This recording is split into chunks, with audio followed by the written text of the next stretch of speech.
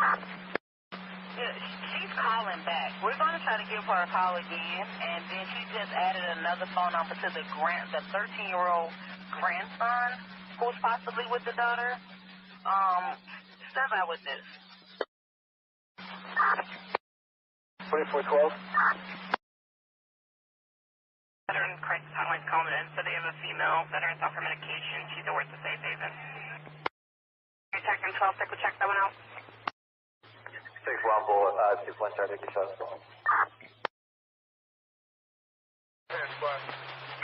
Officer still stands for time? No. Offender in custody?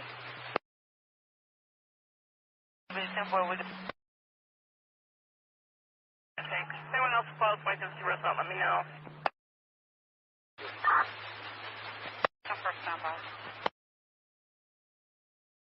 10-4. 6-1 bullet, 2-1 start, take your shots.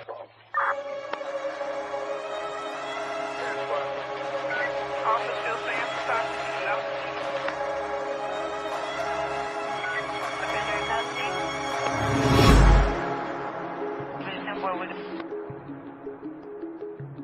Thanks. Anyone else close, wait to see what's up, let me know. 10-5, sir. 33.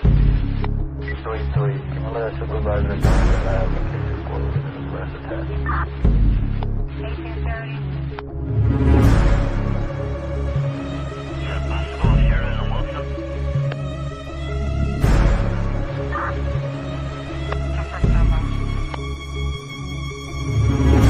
10-4. Yes, where is it? 47-46.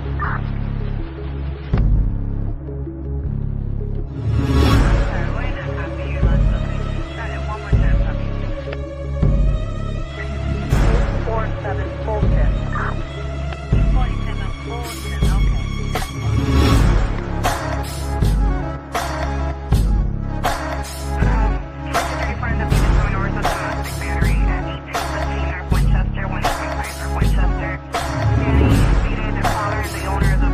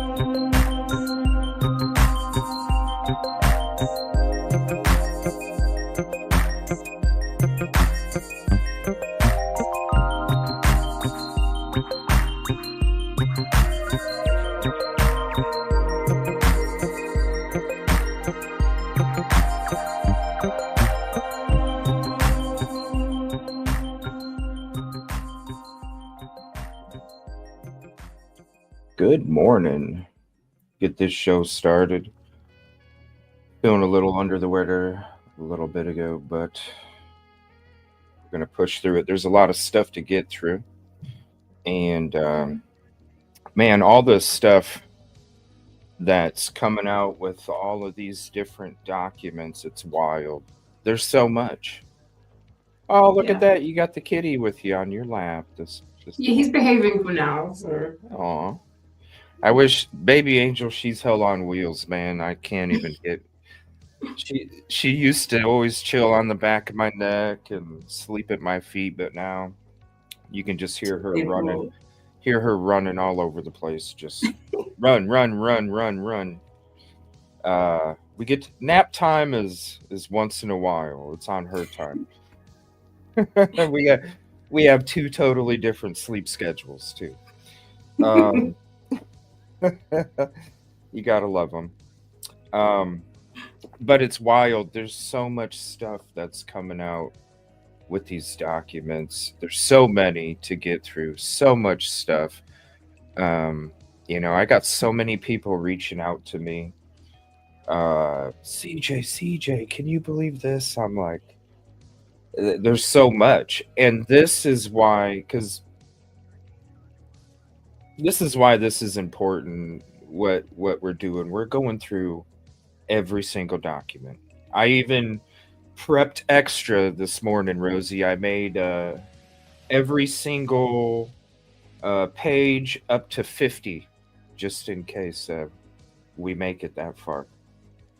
But we're going through every single document. Every single document is going to be documented on each of these episodes. So if at any point the document, something happens to them, I'm seeing weird stuff going on right now with these documents. So as we're going through them, it's documented on the screen. It's documented when we're coming across things.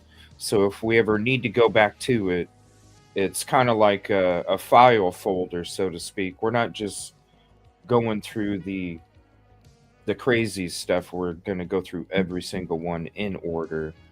That way it's like a filing cabinet and we can go back to it at any time. Now I am, because of getting a copyright strike from a local news station, I've the last couple weeks I've been kind of like trying to think of maybe how to like redo some stuff, the format, I guess, in a way. Not that I'm totally going to go away from that, but I'm just restricted in some ways, and other creators should probably be careful as well, because I think it's a different time period now that YouTube has overtaken TV stations. So I think it's going to be a different time coming up. But I was thinking, like, man, I should go back to the beginning, the shows that I used to have in the beginning, the live calls and things like that. I should really focus more on that stuff, because as we've kind of went through some of these old shows recently in the last few months, it kind of like brings you back to that time period, and you're like, oh gosh, Yeah. I even thought about getting rid of my green screen and just going back to like the neon blue stuff that I had before. That was The, nice though. you know what I mean? The sideway camera, the neon blue, the kind of setup that I had before, just I don't know. It just I was like, man, and then the shows too. It was like the live calls. So, I'm thinking about like outside of these episodes, maybe doing like some live calls or something where you guys can tell me, what stuck out to you in whatever document. We can still talk about the other documents, but I want to make sure when we're doing these episodes that it's all done in order. So, like I said, we can go back in that file cabinet at any time and take a look as we go through it. Yeah. A lot of crazy stuff though that we went through in the first 15 I don't know if I would call them I'll just say documents. 15, you can't call them pages because some of them are multiple, Yeah. you know. The first 15 documents, a lot of wild stuff. And I'm going to tell you, as we went through just that first 15, Rosie, I kind of see where they were getting their alternate perpetrator list from. Yeah, I also thought about that. I mean, there's some strange things in there for sure. Yeah, close to the victims, the alternate perpetrators were close to the victims, or lived by.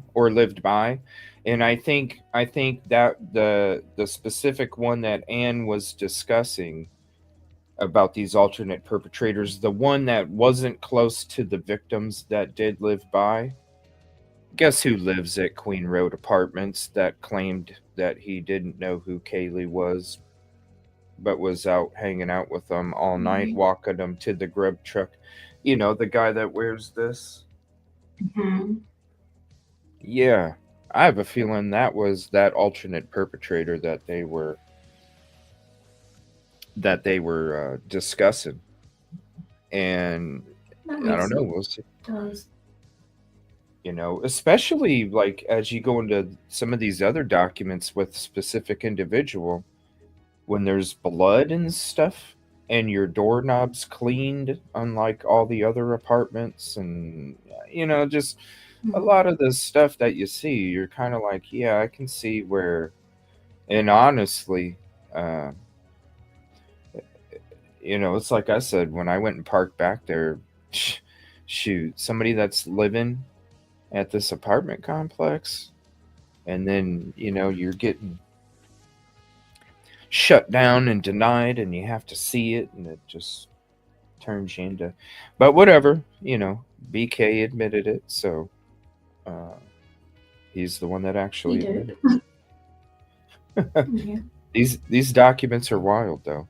I want to get into this though first. This just dropped maybe 20 minutes ago. Steve G. If you missed last night's episode, we covered Olivia Gonsalves's sit-down interview with Brian Enton. Steve G.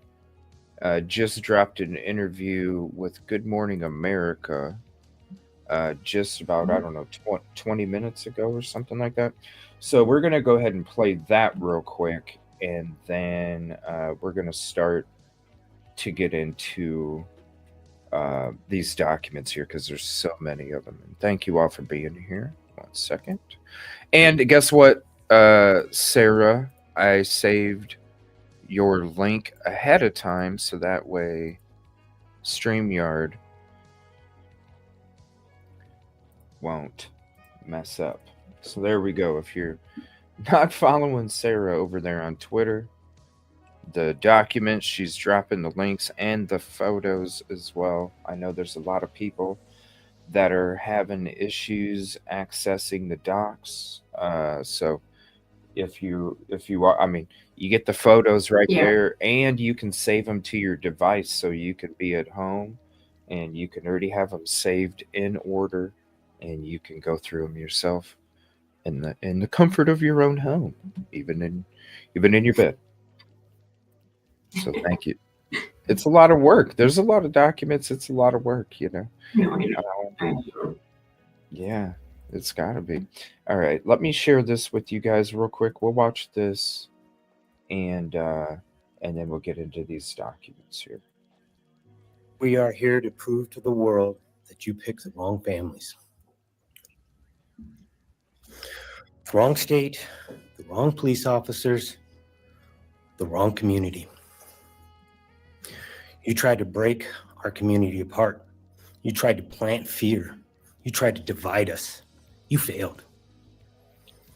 Instead, your actions have united everyone in their disgust for you. Those are very powerful words from Steve Gonzalez. He's a father. That's interesting. Now you need. Thank you, Sarah. Yep, they did remove. And Caddy let us know this morning as well. They removed 2022, 2023, 2024 LATOC court documents from the website. Oh, really? Yes. Okay. Interesting. That's what Caddy was talking about.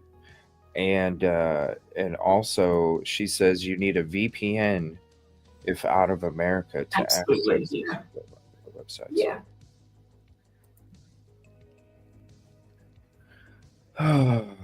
That's why this is important right now. Awesome. That's what I'm saying. Sarah D. Irish, I'm telling y'all. If you don't know now, you know. You have to know by now. And you have to go follow Sarah. You do. Thank you, Sarah. Thank you, Sarah. Yes, there's a lot of documents. A lot of them. All right. Kaylee Gonzalez at the sentencing of his daughter's killer. Brian Koberger was sentenced on Wednesday to life in prison without parole for killing Gonzalez's daughter, Kaylee, and 3 of her friends, Ethan Chapin, Xander Kernoodle, and Madison Mogan. We'll never forget those names. Steve Gonzalez joins us now. Steve, good morning. I'm so sorry to see you again under these circumstances, but I'm very curious about how you're feeling now that this is done. Just hearing what you just said is put a smile on my face. We will never forget those names. A lot of serial killers go down, and all we remember is the serial killer's name and not the victims. And maybe we can set a new tone where we focus on the victims and we don't even name the person that does this, because I think the notoriety and the fame that they get is not helping us at all. Yeah. Steve, I agree with you. I think you're onto something. I mean, what he's saying is true. You got to feel for him. Yeah. He's saying what I would be saying if I was in that position. But, Yeah. you know, it takes me back to Micah Miller's case, you know, and there was because they were separated, and that was J.P. Miller's last name, obviously. And there was some division out there when it came to what you should refer to her with her last name, right?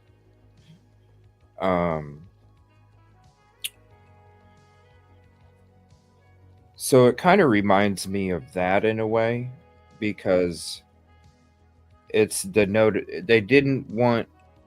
Some people didn't want Miller associated with Micah's name because of J.P. Miller and what took place. So I had a conversation with her father and her sister, and I asked them, and this is kind of, I had a new outlook on it, and this is kind of, it's really powerful, and you understand. Not to discredit anything, because like I said, I would say the same thing if I was him in that position too. But at the same time, I also think about what Micah's father said to me and he said, as much as we can't stand the association, it's very important. And I said, okay, what's the importance? I just want to make sure. And he said, because it creates the attention that is needed and doesn't make people forget about him, because when you forget about him, you let him off the hook. And I said, wow, that's interesting. And it's So true. it is. And he said, I would prefer, if you're going to change anything, have it say Micah Francis Miller. So that way it still has her last name, but also it makes sure that his last name is there to keep holding him accountable. Yeah. And that was powerful to me.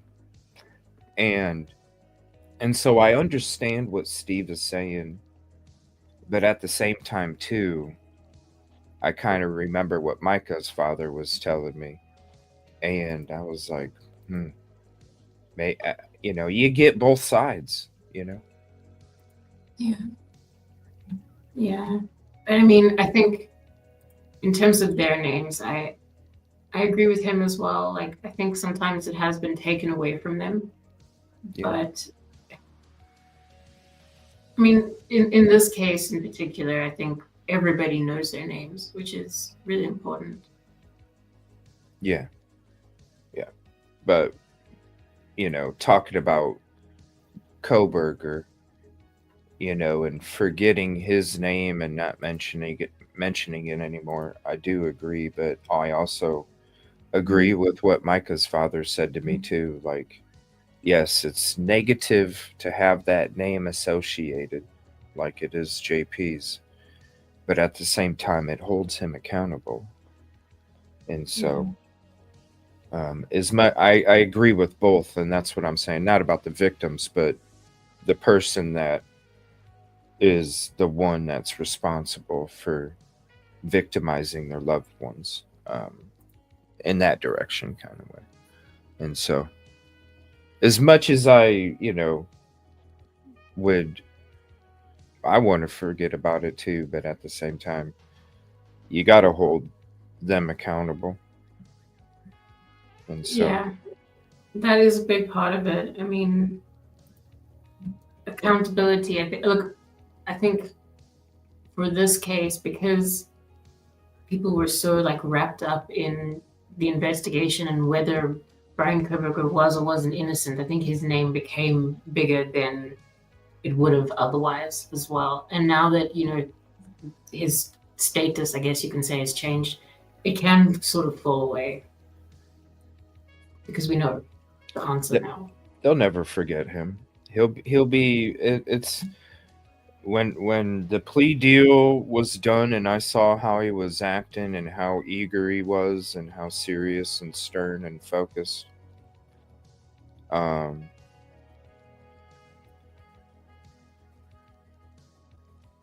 said then BCK comes before BTK. Even though BTK victimized more people, the sick, twisted mental games that Koberger played on top of the crime that he did and how he did the crime, and now we're learning through these documents exactly what happened to these victims and such. I think he's going to be, and the attention with this case, I think he's going to be, I don't think he's ever going to be forgotten. I think his name is going to be up in the rafters with a lot of the others. And I think, it's always going to be attached to his name is, what if he didn't drop the sheath? Yeah. And he was that good where he just dropped the sheath. And when it comes to Kaylee's injuries and the stripes, and it sounds to me like it's the handle of a K-bar, right? because there's indentations on the K-bar. I'll show that picture here in a minute before we get to these documents. Let me finish this up real quick. There, but I was very touched by your speech in particular, and Olivia, your daughter Olivia. I really want to talk about that as well. But when you took to the when you got up there to address him, you turned the podium to face him directly. At what point, what made you do that? And what point did you decide, I'm going to do that? That was a very powerful moment in the courtroom to me. I'll give you a glimpse a little bit behind the scenes. That podium literally said, "Do not move." It had it right on there. But some of the other victims' families were so scared that they were going to be like arrested or they were going to get in trouble if their statements weren't perfect. And I said, I will go first, even though I wanted to go last. I said, I will go first. And if I don't get arrested, none of you guys have anything to worry about. So I went in there, turned that podium. I wanted to face him. I wanted to set a tone of what I think a courtroom should look like. A courtroom should be about protecting the victims and not emboldening like the person who did this. I mean, how many times did we hear that he was, respectful and he didn't even need to stand for saying that, the victims that he killed. I wanted to change that tone a bit. Yeah, you know what? The other thing that struck me, Steve, was when he was asked to say something, the question we all want to know, why? What we've heard, he had no connection to any of the kids. And when he said, I respectfully decline, just the fact that he used the word respectfully just, touched me in a way. What did you think in that moment when you heard him say, I respectfully decline to make a statement? He respects the sword. He respects. Yeah, it's like when he stood up, when he stood up and was answering the judge, and the judge is like, you don't have to stand up, but thank you. He's trying to be respectful. It's that cloak that hangs over the monster's face. It's that cloak, I missed her. The other part. Who can hold him accountable in that courtroom? And that's why I want that courtroom and all courtrooms in America to be more thorough, be stronger. He looked at that judge and he's like, this judge can literally do anything to me. I don't have control versus this judge. So yeah, he's going to respect him, but he didn't respect the victims. He didn't respect any of us in that courtroom, but he respected the sword. He respected somebody who could literally decide his fate. Yeah. So I see it as predictable. Go for it. You said that you wanted to know the details of Kaylee's death, and they were pretty gruesome. And I'm wondering, did you get the answers that you were seeking? Your daughter Olivia, I thought, was extremely, extremely powerful. She questions his intelligence, him as a man, and his humanity by asking, "What did you say?" What a great interview! To her? What a great interview from Brian Enton last night too. If you haven't seen it, check it out. It was a really good interview. Really good. What were her last words? Do you feel that you're powerful? You are nothing. I mean, she was far more eloquent. I'm paraphrasing now. Did you all discuss as a family what she was going to say? No, she did it. Yeah, we kind of all worked on our statements together. We even worked with some of the other families on their statements. We're a family of doers. We're a families that were prepared for this. Yeah, we were ready. And we've been victimized. Well, Olivia did say last night that she was actually writing it and rewriting it all the way up until she had to go walk up there and give the victim impact statement.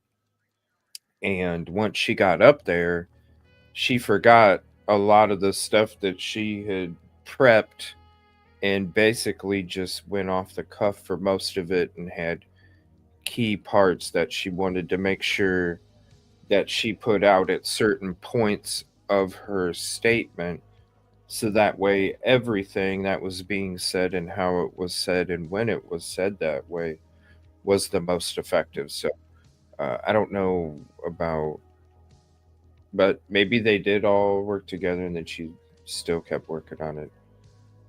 afterwards. Hold on one second. There we go. Yeah, we were ready. And we've been victimized by the court system itself. Yeah, they so Mhm. Yeah, it was finally our chance to be like, the prosecution screwed this is him. how we course correct. This is how we get in here and we let people know this is what a Gonzalez is. This is what a G is. And it's not sitting here begging this guy and keep emboldening him and keep putting him in positions of power. He was able to dictate the whole process. Yeah. But that day was our chance to say, you know what, you're not in control anymore. We are. On that particular day, at least one family member says she's open to a conversation, open to forgiveness. Is that something you can even think about at this time? Do you understand that? That's a tough question. Yeesh. I love the contrast in different families and the way that they can grieve differently. And I think it gives a full breadth of what it looks like to be a victim and to go through this process. For me, I've always said it would be a lot more difficult if he came forward and just said, I did this and I need to be forgiven. I believe in Jesus Christ, our Lord, our Savior. So if he said that, that would put me in a paradox to where I would have to Oh, wow. I'd have to forgive him. So that would be a lot more difficult, but he's never really taken accountability. He's never shown any remorse. No, not at all. So I'm not there yet.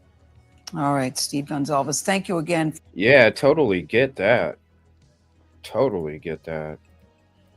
Okay, so this is kind of what I was saying about Kaylee's injuries and maybe why the sheath was left behind. Okay? Because it kind of came to me. So, you know, when there was that about how it was striped, Yeah. right? This. So this is what I'm wondering. I'm wondering if the reason the sheath was left there was because when he walked in, check this out.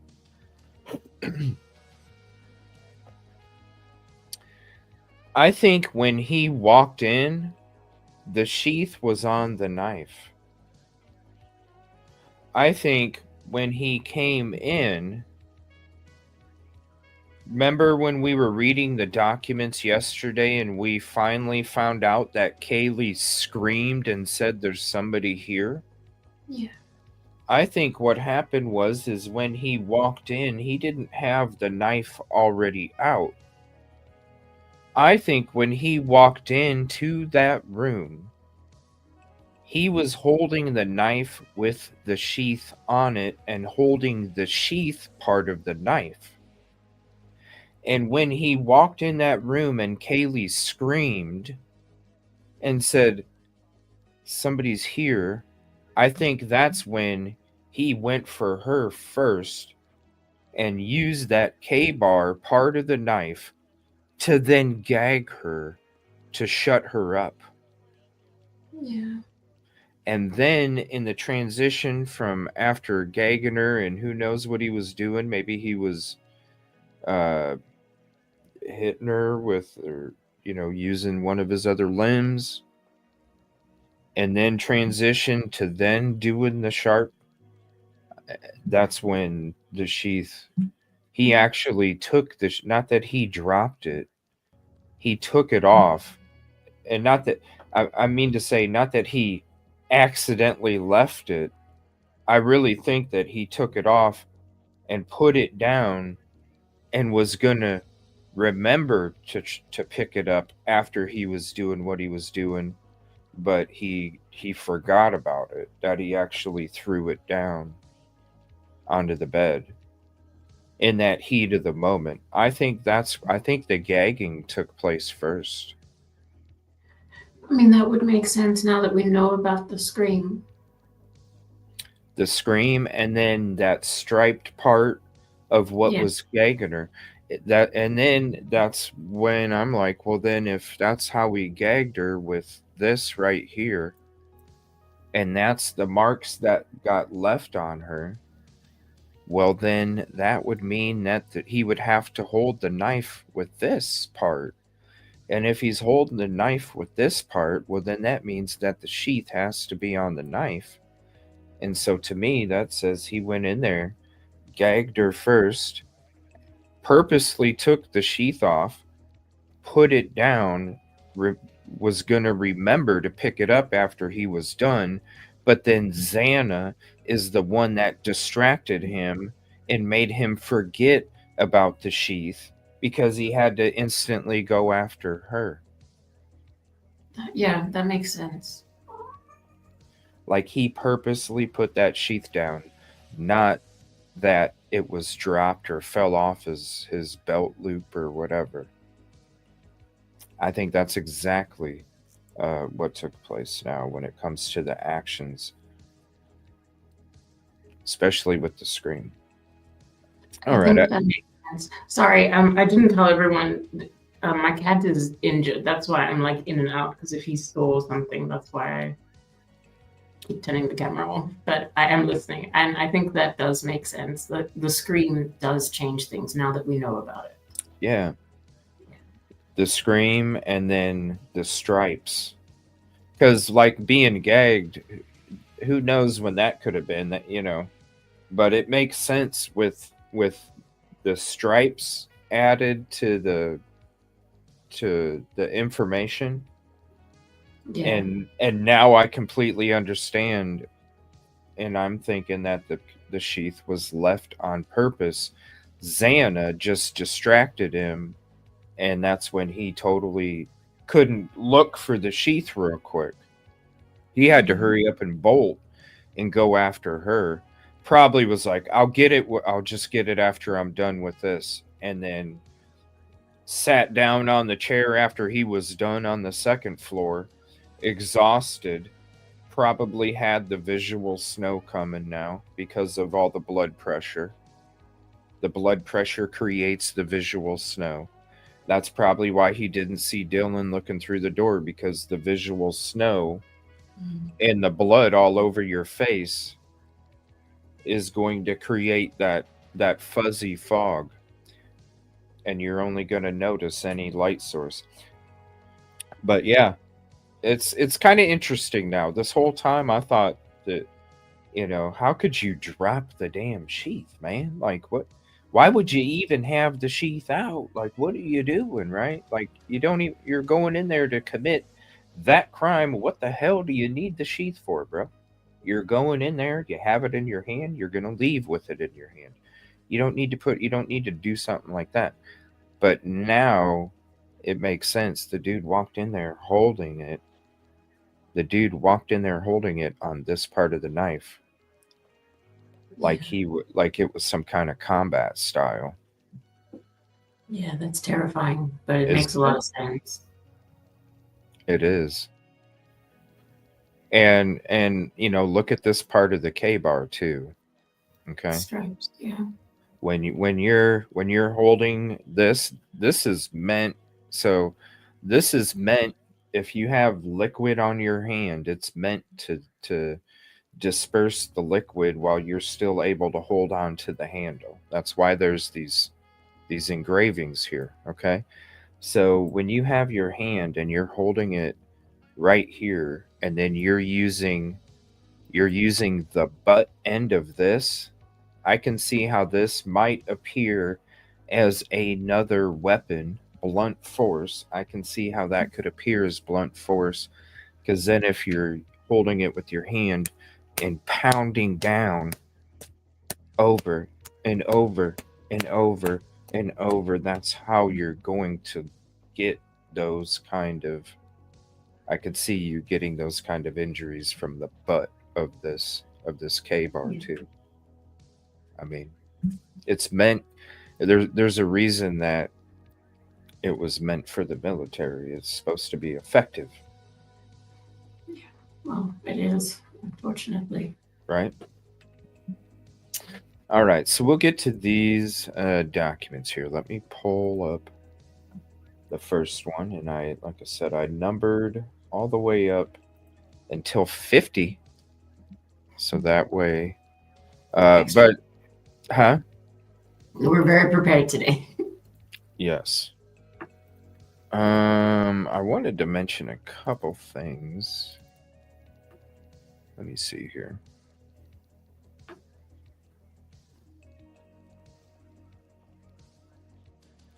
I have so many dang folders. I just need to dump everything in one.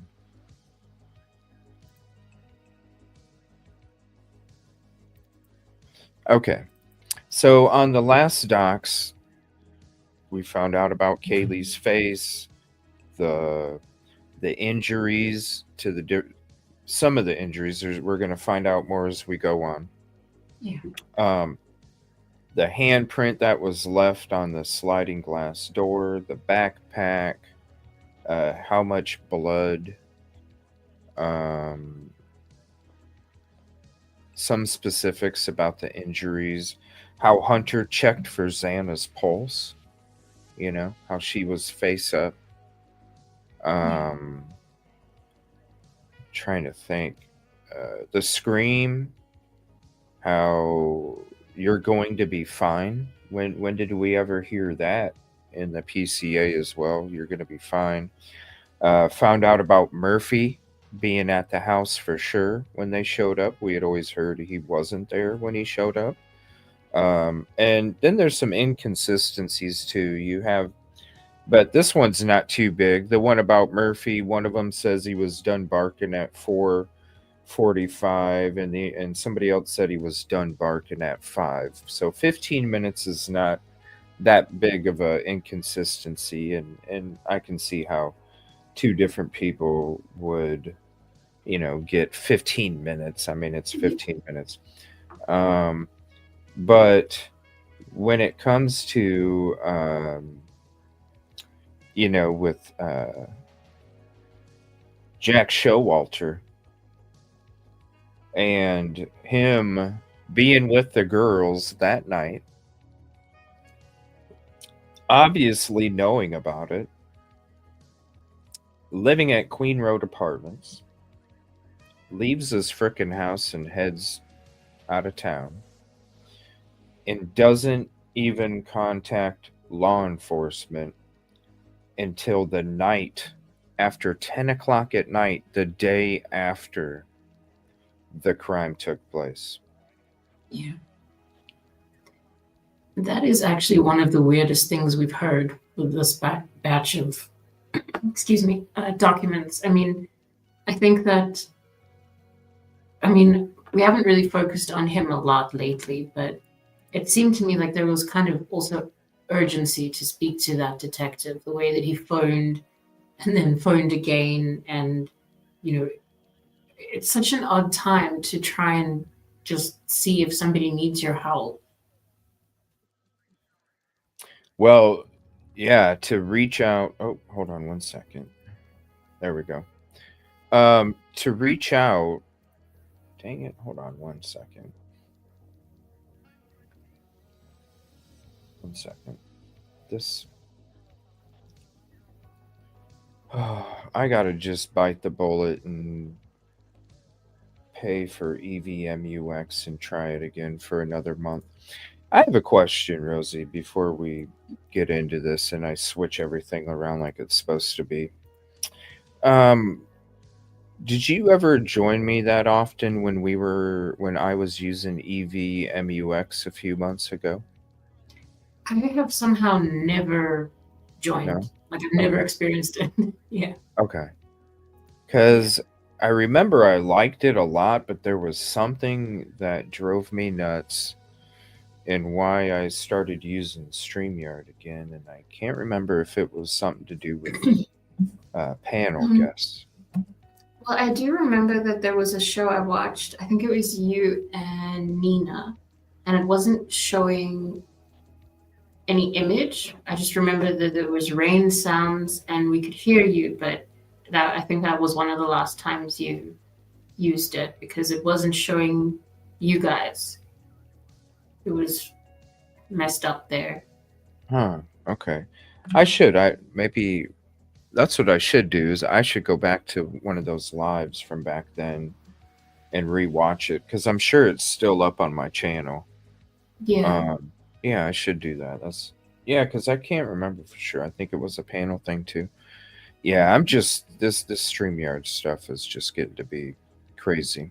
Yes. Yeah. But yeah, the stuff that we learned, with that, uh, how like how Showalter claimed that he didn't even know who Kaylee was. Yeah. You know what I'm saying? And it's crazy because when we watched that Prime doc and Emily and was talking specifically about him, she thought he was suspicious too, and she had to find out who he was, and he was a frat brother. Yeah. But and I remember in the very beginning we were going into it because obviously when Grub Truck had just came out and we just got the video December 2022, we were going through it and it was suspicious, but this is the crazy thing. This whole time we thought that he was a friend of all of them. I also thought so. And after this Prime doc comes out and then we're going through these docs, we're finding out no. And then you see everything that kind of takes place and going on as well. I don't know. It's just really. It is. It really is. I mean, I don't know what it's in connection with, like why it's weird, but there is something that just isn't right about it. Like you said yesterday. Yeah. And we'll be getting into more too. That's why I'm glad we're going through every single one in order. Another thing is bedroom 1, floor 2 with the rolled up $2 bill and the blue powder. Yes, that. It's another crazy thing. Yeah. And I'm not going to say it without knowing for sure. I didn't even think about going through my photos to try and find the floor plan. I have the floor plan somewhere.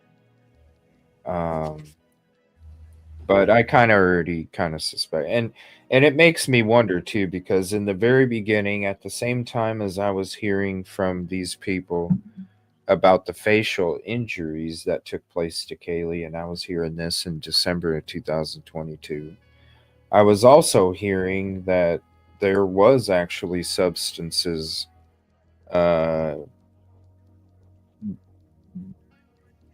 being enjoyed at that property.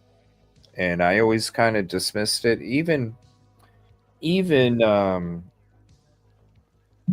like when we watched that Prime doc and Ethan's mom was like, seriously guys, is there anything that's gonna come out about? And no, Yeah. Mom, no. Even with the friends, we don't do that we just drink, we don't do that stuff. We couldn't think. And I'm like, it's very convincing, and at the same time you don't want to put it out there if you don't really freaking know for sure, because people can get crazy with speculation. But when you seen that in that doc yesterday, I was like, holy hell, a rolled up $2 bill, blue powder substance on a desk? What? And then I saw bedroom 1, floor 2, and I'm like, yeah, whose bedroom is closest to the front door on the second floor? Yeah, without saying so, I think we know. So then it makes me go back to what I was hearing in the very beginning about somebody that was on the third floor flushing some shit that was somebody's on the second floor. And I'm like, oh, hell. Was this proven true with these documents, just like what was proven true as well when it came to Kaylee's facial injuries and what I heard in the very beginning too? I'm like, holy shit, is this Maybe. fucking true? Yeah. Sounds like it. We'll see more. We'll get into more. You'll see more. Trust me. We're going through them all in order. That's why I even took the time to make sure that now from this episode and on, you're going to see the little individual law supplemental narrative, what doc we're going through, and then you can use it as a filing cabinet. Another thing was we understand why Kaylee's family and the person that called them to notify them said that initially she was shot. We always wondered that, like, why would they think that she? So it's the whole, Bethany hearing a firecracker and seeing a flash. Yeah. So that makes. I was taken aback by that, but I mean, they seem to have both heard it, so it's not even like Bethany was just dreaming or anything. That's really weird. Another thing that's crazy that we found out in the first 15 is that Jack DeCoeur was having a lot of mental issues just a few weeks before, and friends had even reached out to try and get him some help. Yeah. There's a lot of stuff going on in the background when it came to Kaylee. A lot of this stuff, again, we're going back. I mean, all of this stuff is bringing me back to December 2022, the grub truck. And when I started telling you guys, I think there's some kind of like group, just, being familiar with Twitch and how all that stuff works, and listening to the audio and the stuff that was being said. Remember, I did the video about the vroom all the way back then, the vroom. That's when I was discussing. It's like there's this group of rich older guys that live up in the mountains that watch this. Part of it is watching this grub truck, and they get kicks and they buy the food of attractive females. And then who says that these older gentlemen or whoever they are part of this group, because it could be literally anybody of importance, is what I'm saying. Importance with money, with influence. And they could literally be around the corner and buy this girl's food from the grub truck screen. And then as they're walking around the corner, hey, guess what? I'm the guy that just bought your dinner. That's so creepy. It is. And I was mentioning it back then. As we're starting to go through these documents, you will see there's a lot of, I'm going to say evidence, because this is all what it is. There's a lot of evidence to show that actually exists. And that there was also connections to some of these victims when it comes to that. It's crazy how these documents are bringing it all back to December 2022. But I wanted to share those real quick before we go into that. But yeah, a lot of crazy stuff that we're kind of going through, and a lot more to come. All right, so this is let me see here, John Lawrence, and the date is 11/15/2022. So this is number 16. On 11/15/2022, when I arrived at work, I had several voicemails on my desk phone. I began reviewing the voicemails. Most of the voicemails were tips on the current homicide investigation. Many of the tips were about the live feed from the grub truck. Throughout the day, I fielded several calls from people with possible information they believed may be of importance to the investigation. I received a call from A blank M blank blank. A blank told me she was at the corner club with two of the victims, Madison and Kaylee, the night prior to the murders. She told me there was a college-aged male known by Madison, A blank told me the male was wearing a black and white flannel shirt with a black shirt underneath that had writing in white letters that said antisocial.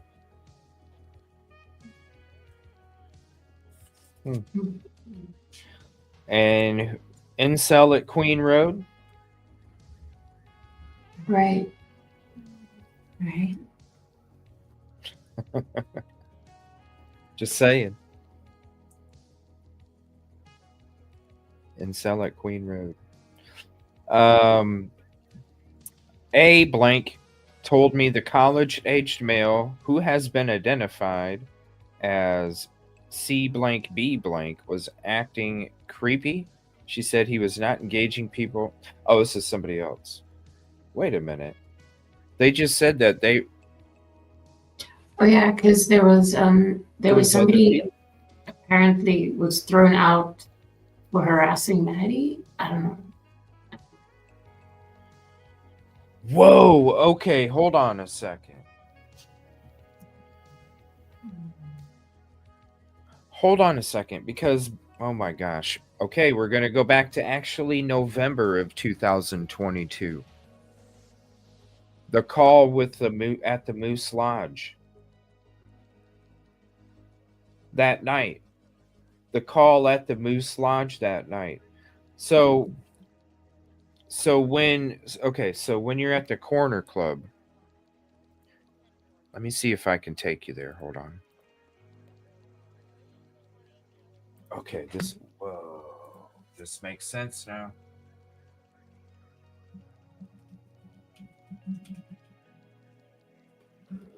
Hold on one second.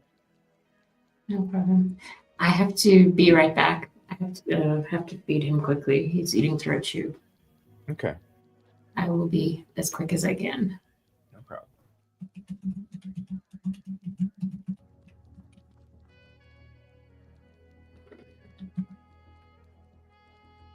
All right, so we're going to go to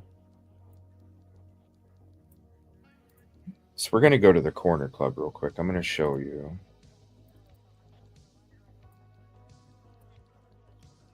Why it was called in.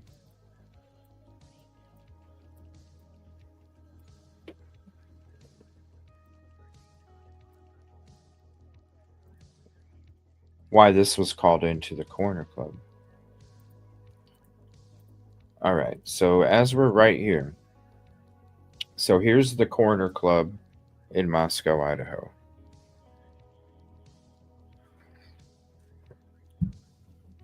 All right, you see the Corner Club, okay? Right over next to it, you got Moose Lodge. So when you have a disturbance, and this is important when it comes to any establishment that serves alcoholic beverages, the more calls that you have to your establishment, the more that your license can be taken away. Okay? So, if there's a disturbance at the Corner Club, you know what they're going to do. They're obviously going to walk into the parking lot and they're going to stand here and call it in at the Moose Lodge. You know why? Because then when the call comes in for assistance, it's not being associated with the Corner Club, which doesn't affect their liquor license.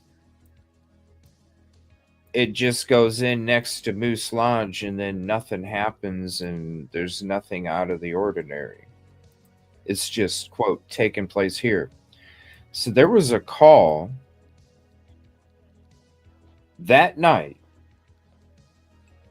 where there was a male that was messing with a girlfriend's boyfriend and wouldn't leave them alone. And then the guy took off before the cops got there. And what I'm wondering is of course, Maddie's boyfriend was down in Boise. But Kaylee could have considered Jack, her boyfriend, at that moment in time because of how close they were. And I'm wondering if Jack was sticking up for Maddie against this guy, and that was the whole call. Wouldn't leave Maddie alone. Jack standing up for Maddie. Him and the guy getting into it, and then it going to the parking lot. It gets called into the Moose Lodge so it doesn't get connected to the corner clubs so they can keep serving liquor. And then this guy just takes off. No report. Another no report.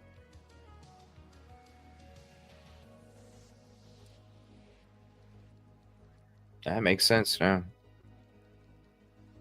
All right, let me go back to this document. That's interesting. Okay, so that's the guy that was wearing the antisocial shirt. Let's see.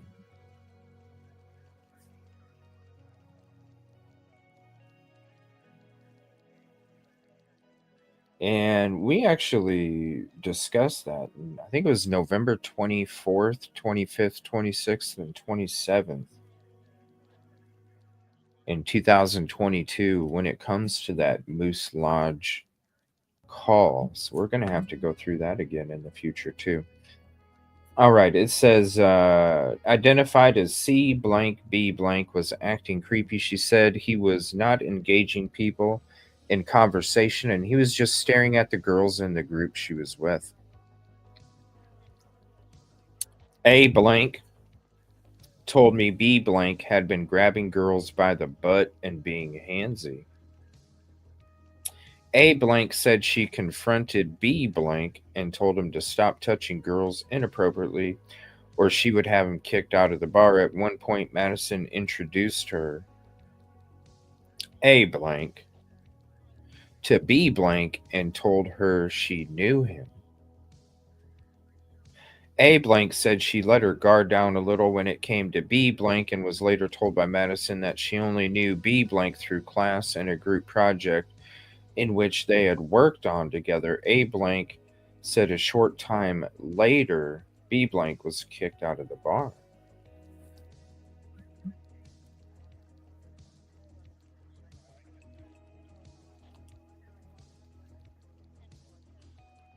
Gosh, there was so many different things going on that night that are so creepy, you know, that involves so many different people.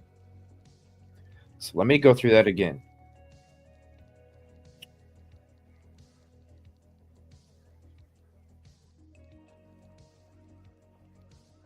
She told me there was a college-age male known by Madison. A blank told me the male was wearing a black and white flannel shirt with a black shirt underneath that had writing in white letters.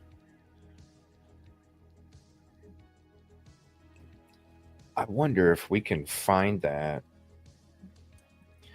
I wonder if we can find that in that photo.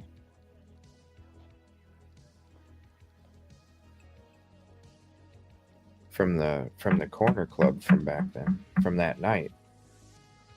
I would have to find the photo. That is interesting though. Okay. A blank told me the college-age male who has been identified as CB was acting creepy, was not engaging with people. He was just staring at the girls in the group she was with, so he was just hanging out, being antisocial, not talking to anybody. Yeah, that's that too on Grub Truck as well.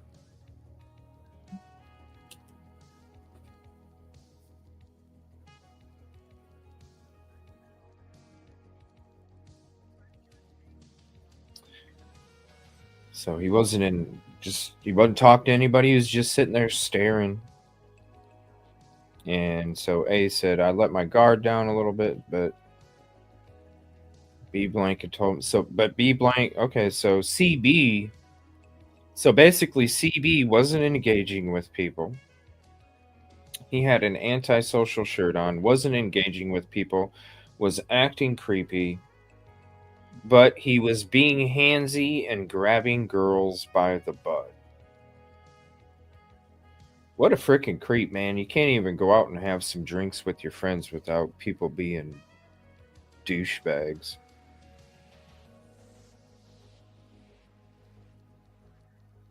And then said, hey, look. Short time later, dude was kicked out of the bar. Short time later, I took a call from D blank J blank blank. J blank told me he works at the blank. J blank said he has a regular customer by the name of G blank P blank who comes in almost every day. J said P makes everyone feel insecure because of the way he acts and the dark things he says. J told me P lives in the area of the homicides. I looked up P. He has numerous involvements with MPD over the last 2 decades. Oh, wait a minute. I looked up P, names, number, and Spillman, and it shows an address on Conestoga. P had numerous involvements with PD over the last 2 decades, some of which relate to possible mental health issues. And that was from Captain Dollinger. Okay, so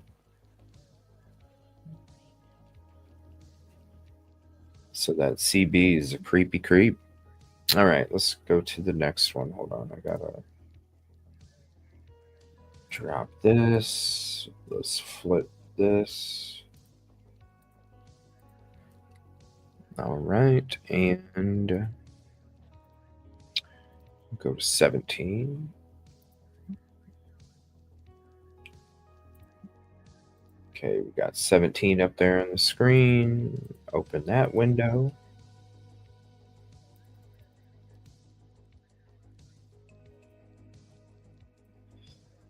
All right, so this is Justin Dean.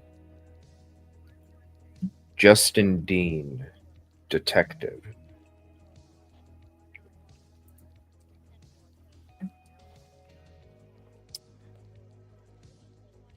Yeah, like, there's, you know what I'm saying? Like, already through these docs, there's so many weird freaking things that are going on. And I'm wondering, Kid Kitty brought up a good point. I'm wondering if that dude is on Grub Truck. And I have some Zooms. You know what? Because we are breaking all these down. Let me go to my videos. I have a Zoom on it.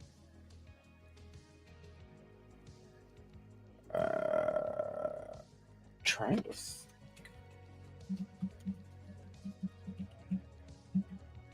I don't know if it's a members. That's the deep dive. Full. Okay, here we go. Here's the Zoom. Here's one of them. Okay, hold on. All right, so let me. Do I have the other ones linked in this? I don't know. I don't think so. This is a long time ago. All right, let me pull this up real quick. We're gonna kind of skim through it.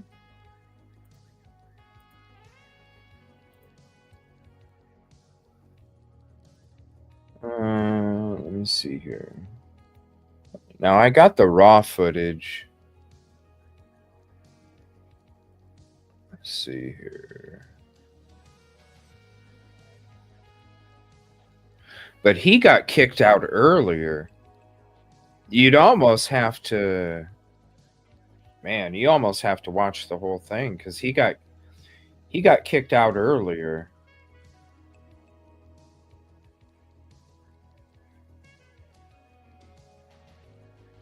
So he might actually be hanging out earlier. I even forgot what time. There they are. I forgot even what time.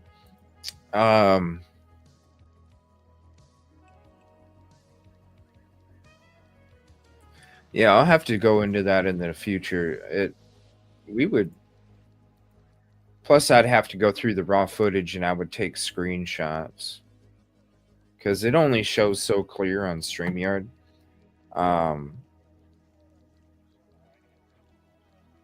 So I'll go through the raw footage and take screenshots and stuff too if there's anything. That we'll have to go into that in the future. For sure. It makes me wonder. I'm going to have to dig out the raw footage. All right, let me go back to this. We'll get back to this document here. It says on November 15th, again, this is Justin Dean. On November 15th, 2022, at approximately 12:48 p.m., I spoke with the President R. H. about the 1122 King Road residence. I asked H. if she knew the people who lived at the house. H. said yes. She said they were a close group of friends who primarily hung out with himself. I asked H. if she ever went to parties at the house. H. said she did a couple of times, but the parties were small. She said the roommates were a pretty tight group who didn't throw big parties. I asked if she knew about any drug use or sales from the house. H said she thought Xana and Ethan may have used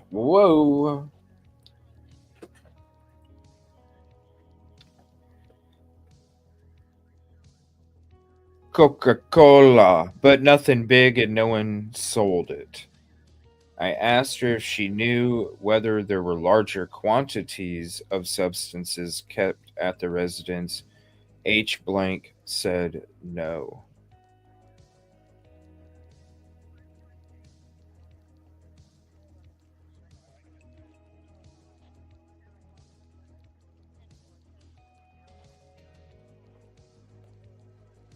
The president of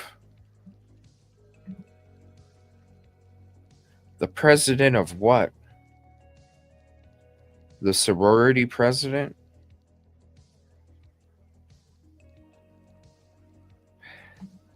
This is the sorority. Yeah, I'm sure. I'm sure that, of course, he could have contributed. I bet, Yoli.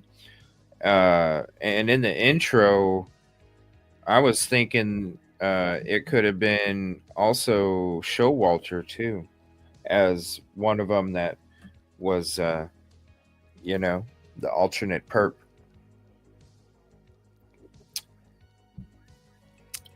So the president, so the sorority president is who who Justin's interviewing. The sorority president is saying that about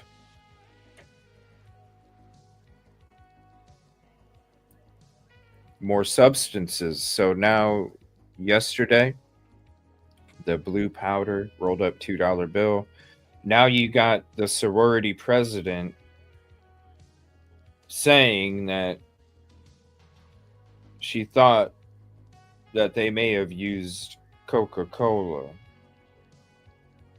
Crazy stuff.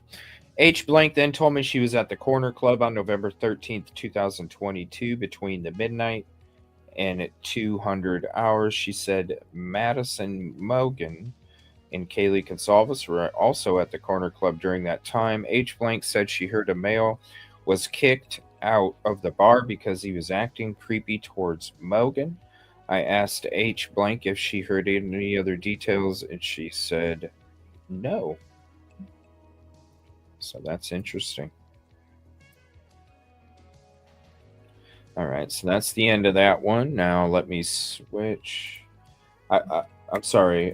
It's supposed to be a little quicker now, so I kind of pre-made a lot of these to make it a little quicker. It's just going to take some time to kind of get it all set up here. All right, so this will be number 18. Okay, open up that window. Scoot that over. Now, this is Roger Lanier, page 18. And I got to flip this back and flip this back.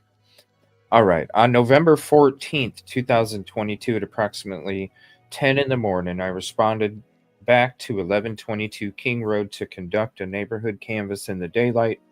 Chief Fry was with me. We started from the rear of the residence and covered the small hill area just behind 1122 King Road. Right behind the residence, there was a small black bag that had obviously been out in the weather for some time. There was nothing in it. We searched up the park, so that must be the black backpack. We searched up to the parking lot of Blank Queen Road, then worked southwest along the hillside below the parking lot. We searched the fence backyard of Blank Walenta Doctor or Drive and continued west above Blank King Road. From there, I was joined by Sergeant Gunderson, and we went through the south side of Blank King Road around the back, west between Blank King Road and Blank King Road. I worked over to Queen Road going north, then between Blank Queen Road and King Road out to Taylor Avenue. We crossed the open play field from Taylor Avenue north to Nez Perce Drive, and at the crosswalk near Blank, we walked the pathway north to the World War I Memorial Grove and stopped. At that point, I returned to the intersection of Taylor Avenue and King Road, where I met with Chief Fry again. From that point, we proceeded east along the south side of Taylor Avenue, looking in the shrubbery and around the cars parked along the curb. So that's where that photo you see where they were looking and they saw the coat. So if you guys can remember, they were looking and they got that photo and there was officers walking around that area. That's at that time. Looking in the shrubbery around the cars parked, along the curb at the entrance to the parking lot of Blank Taylor Avenue. I located a black vest laying on the grass next to the fire hydrant. The vest appeared to be weathered with leaves and debris on it. It appeared to have been there for several days. I checked the pockets and examined the vest, but did not find anything of note. So most people think that he just picked it up, looked at it, and tossed it. I noticed a large amount of trash and various items on the grass and in the bushes, including various glass and plastic bottles, pipes of various types. What the hell? Pipes of various types? What the hell? Look at this trash. Hold on. I noticed a large amount of trash and various items on the grass and in the bushes. Glass and plastic bottles, pipes of various types. That's weird. Some articles of clothing, such as t-shirt, underwear, men's and women's, various papers, and litter. What the hell is that? Frickin' underwear and frickin' pipes of different types? What the hell? From there, I went. Hold on. All appeared to have been in the area for several days or weeks, and I did not determine any evidentiary value for any items I saw. From there, I went south down Linda Lane and then walked west between Blank Taylor Avenue and Linda Lane, then north of the easternmost building of Queen Road, then up to the parking lot of the north side of Queen Road, back to Blank Queen Road where I started. End of report. What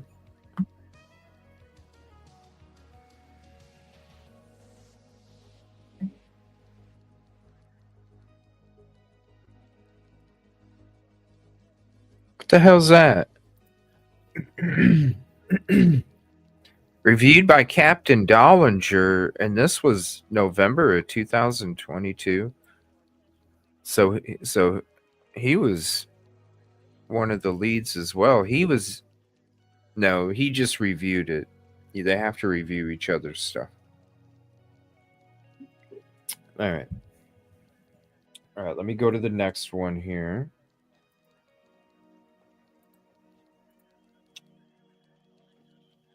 All right, so we're on 19. So let me get that one ready. 19.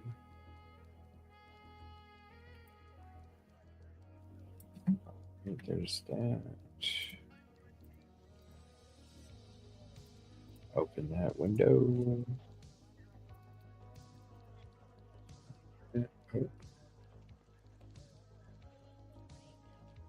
All right, so this is John Rosinski, number 19.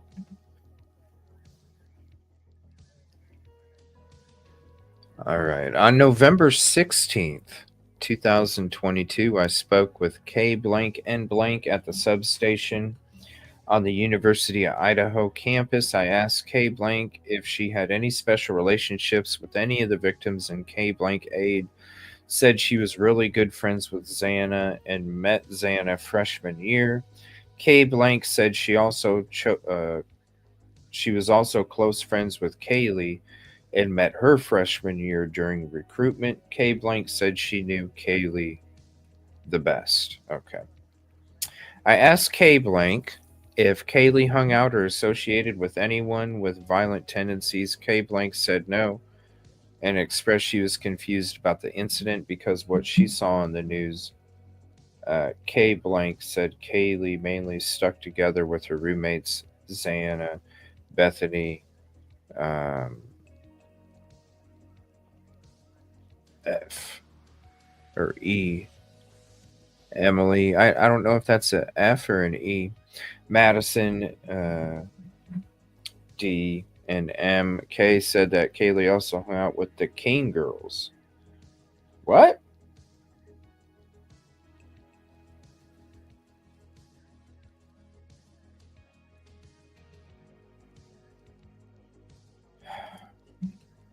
The King girls.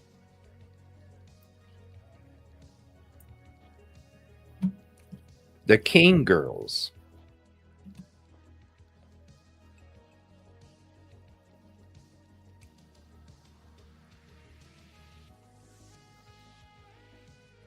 This is wild too. I mean, it's crazy, all this stuff.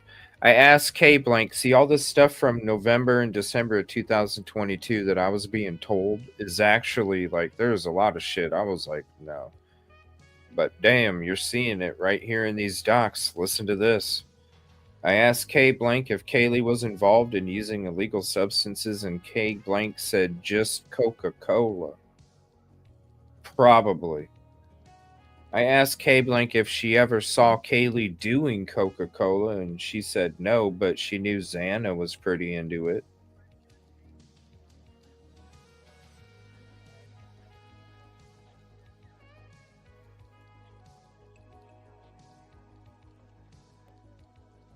Wow.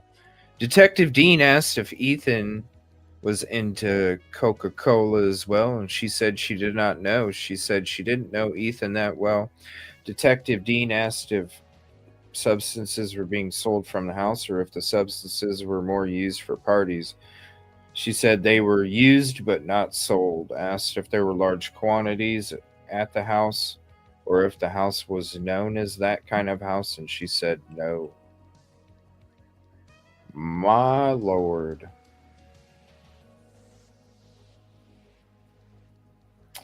I asked K blank if Kaylee ever mentioned about having a stalker or having concerns about anyone.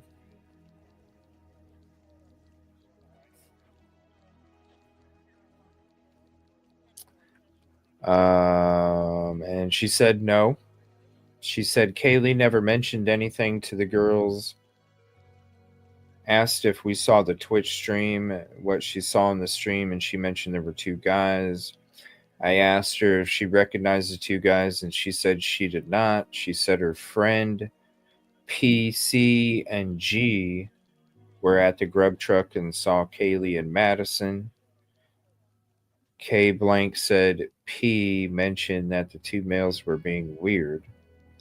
I asked K if she or anyone recognized anyone from the grub truck stream, and K said no. I asked K if she was familiar with the fraternity members of blank, and she said yes.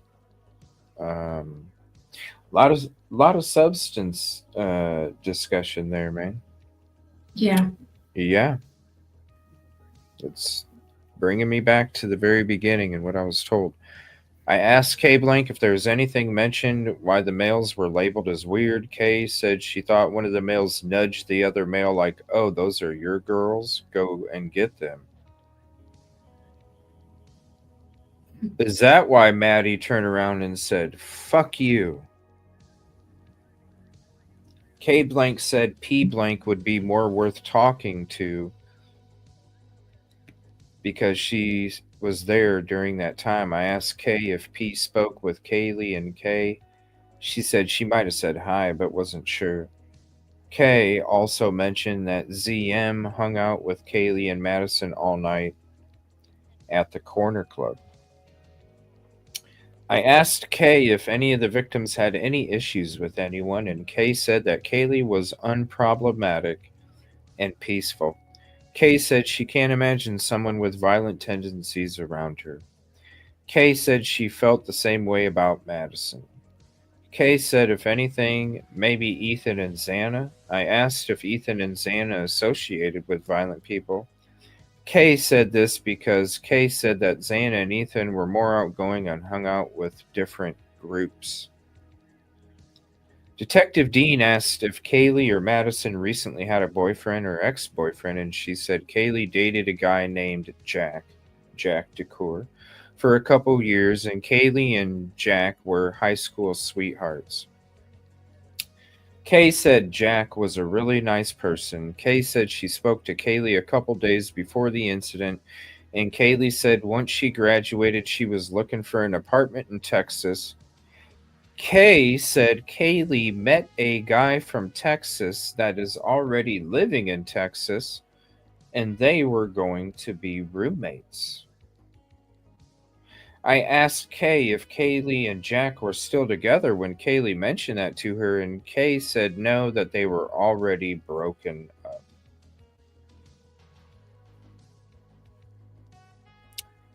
Wow. Not only dated another guy before she left, go make me a sandwich, bitch. Remember? Now she's met another guy, and I mean, I guess roommates is a good way to say it, but you're shacking up right away. I'm just going to call it like it is. You're shacking up right away. Yeah, and I think, I mean, what we've seen from what's come out, I'm jumping ahead a little bit, but I think they also look at dating app activities. So, I mean, for her age, it's normal. She was talking to a lot of people, but, you know, that could be upsetting for someone. Well, I'm just wondering if that dude also bought that Range Rover. Yeah, I know. As we get on, I don't want to spoil it. You know, that's why I'm kind of going through each of these docs. I'm really not trying to go too far beyond what we've already went through. No, nothing. No, don't be sorry. No, I'm just saying in chat too. Like, I want to talk about it, but I don't really want to expose too much. Kind of like the handle with the gagging. I just want to discuss little key things here and there. I don't want to, because I want to make sure that it's all in order with that file cabinet. But yes, that is true.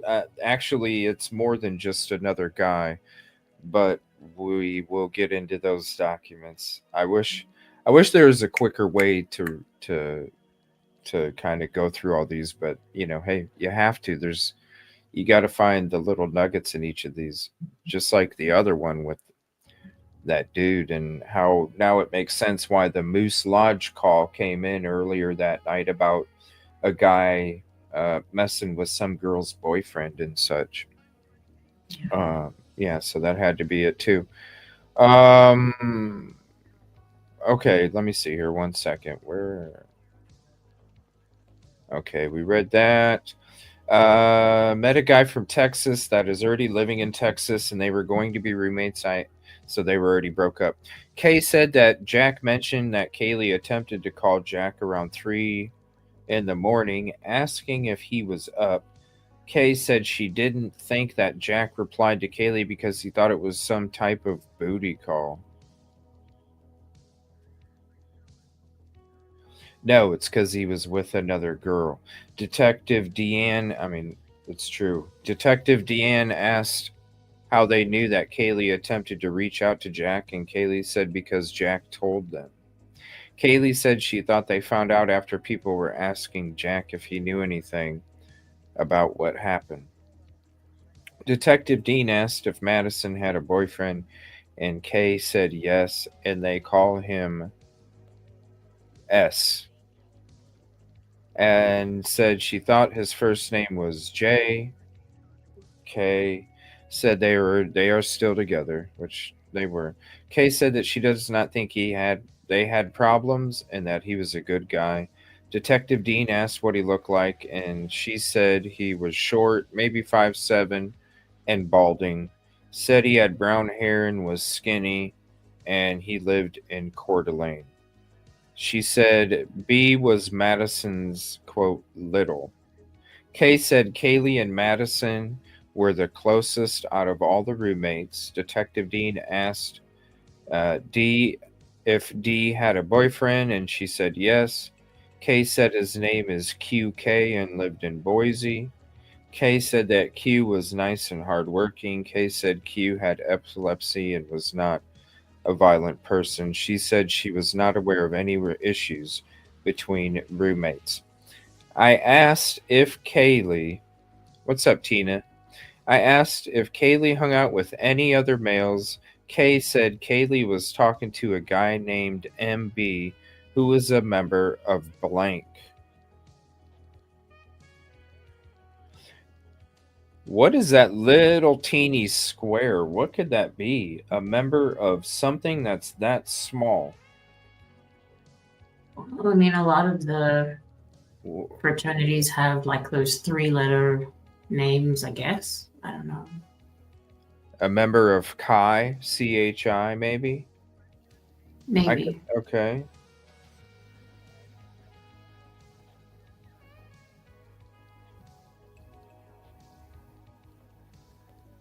So she said that she was also talking to a guy named MB who was a member of blank. Kay said they had a sexual relationship and would hook up here and there. Kay described M to be over 6 feet, brunette, and medium build. Kay said he was serving as vice president.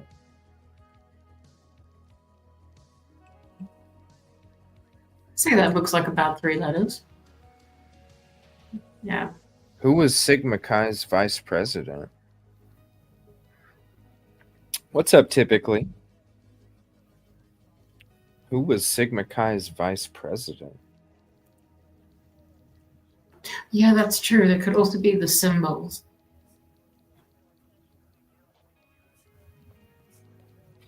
I'm thinking she's referring to it as Chi.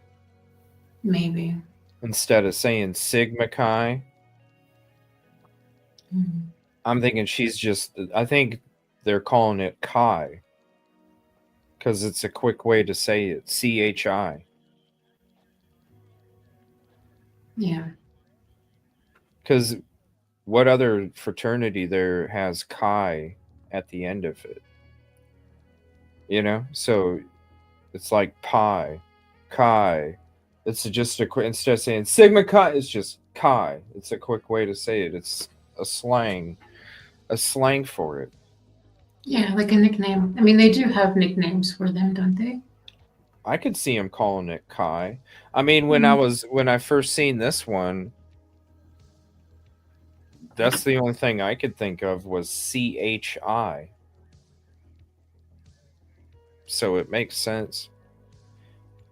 Boy, this is letting it all out, huh? I asked Kay if there was anyone else Kaylee spent time with, and Kay said no, unless Kaylee met someone at the bar that night. Kay did not know if Kaylee met anyone in particular, but heard a male got kicked out for being creepy towards Madison. Kay said J or Z could probably have more info because they were also at the bar.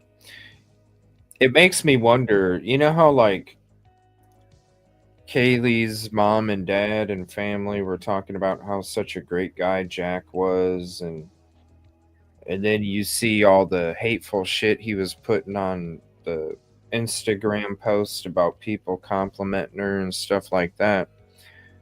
And they always talk, even the friends are always talking about how they all loved Jack and how she loved Jack, Kaylee loved Jack, and all this other stuff. And it makes me wonder if the reason why they broke up is because Kaylee fucked up. I think it's possible. Kaylee fucked up and it broke that trust between the two. And that's why he left all that hateful shit on some of her stuff on her social media. It makes me wonder, she got a little too drunk and fucked up and it broke the trust that they built over all that time. Yeah, that's what it's. Yeah. It's just my personal opinion coming off these documents. But anyway, Kay said that the last time she spoke, that's Aaliyah, that, come on, every female knows that excuse is a joke. Come on, that's an excuse that like a freaking freshman in high school give. I'm just saying. Really? Yeah. Let me go sleep with a bunch of people so I can find myself. Yeah. No, it's called you have a sexual appetite and you have a thirst for it. I know, we were all that age too. Fuck, I'm twice that age now. I know. But at the same time, did I ever tell any of these people, I need to go find myself? Get the fuck out of here. It's called I need to quench my thirst. That's what it's called. Find myself. That's just that's like a, well, I mean, that's like well, but still, you're not finding yourself if that's the, obviously he wasn't, because she went somewhere else. So it's finding someone else, right? Not yourself. No, I'm saying, like, obviously he wasn't fulfilling it because she went somewhere else. You know what I'm saying? Like, yeah. If you fulfill it, they're not going to look anywhere else. But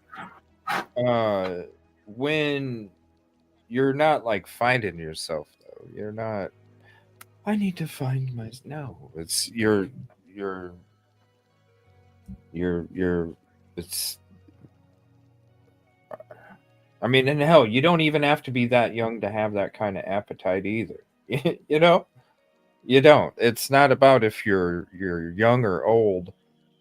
It's about that appetite. It's so you could be twice that age and have the same freaking appetite, and it's not about. It's just it's like it's kind of like it's not you, it's me. You know what I'm saying? It's some shit like that. Like, it's not you, it's me. Like, come on. It's let's put a soft pillow down before we say these words, so that no, I'm not finding myself. It's not you, it's me. No, it's none of that shit. We're grown. Okay, so it said Kay said she last time spoke to Kaylee was about 5 p.m. on 11/13. Said Kaylee showed up with all of Kaylee's roommates at her apartment, the Whites, sometime between 2:30 and 3 o'clock in the afternoon. The Whites are the Taylor Avenue apartments. Kay Blank said they left sometime between 5 o'clock and 6 o'clock p.m. I told Kay I was aware of the social media post of all the roommates pictured together, and K Blank said that that was at her apartment. I asked K Blank if she had been over to Kaylee's house before. I asked if people usually if people usually the Wi-Fi, and K Blank was unsure. Sorry, when they have the words that ain't properly typed out, it throws me for a loop there. K Blank said that they usually leave their doors unlocked, and everyone knows it. It's a blank out of house. Why would you redact that? It's a blank out of house. I mean, why would you redact that? No idea. And what do you think it says? I have no idea. Like, I was really confused about that as well. I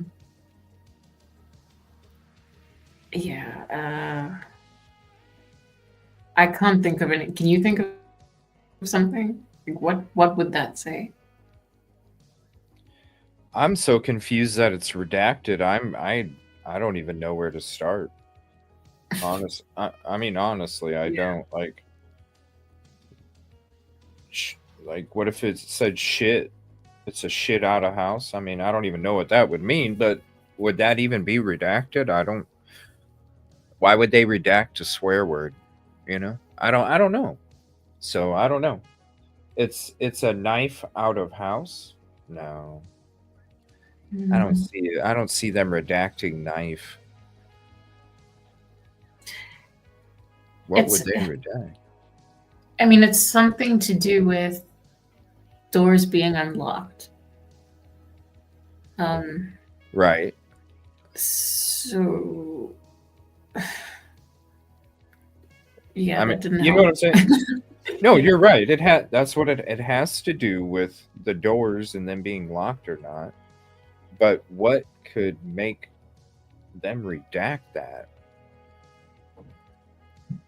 You know what I mean? Like, what? So they're saying that it's a house that people come in and out. But Yeah. what word would be used that would need redacted as an in and out kind of house? Like, everybody knew that's why they didn't lock the doors, because everybody knows it's a in and out. Isn't that creepy? You got females that live in that house and they don't lock the doors. Dude, Yeah. there's so many predators that live out there. Please be safe, man. Even if you're in a little tiny small ass community and you think it's safe to not lock your door during the daytime, that's cool. But man, at night especially, there's creepos everywhere, dude. Yeah, I don't know. I don't know what that could be for that to be redacted. Out of house.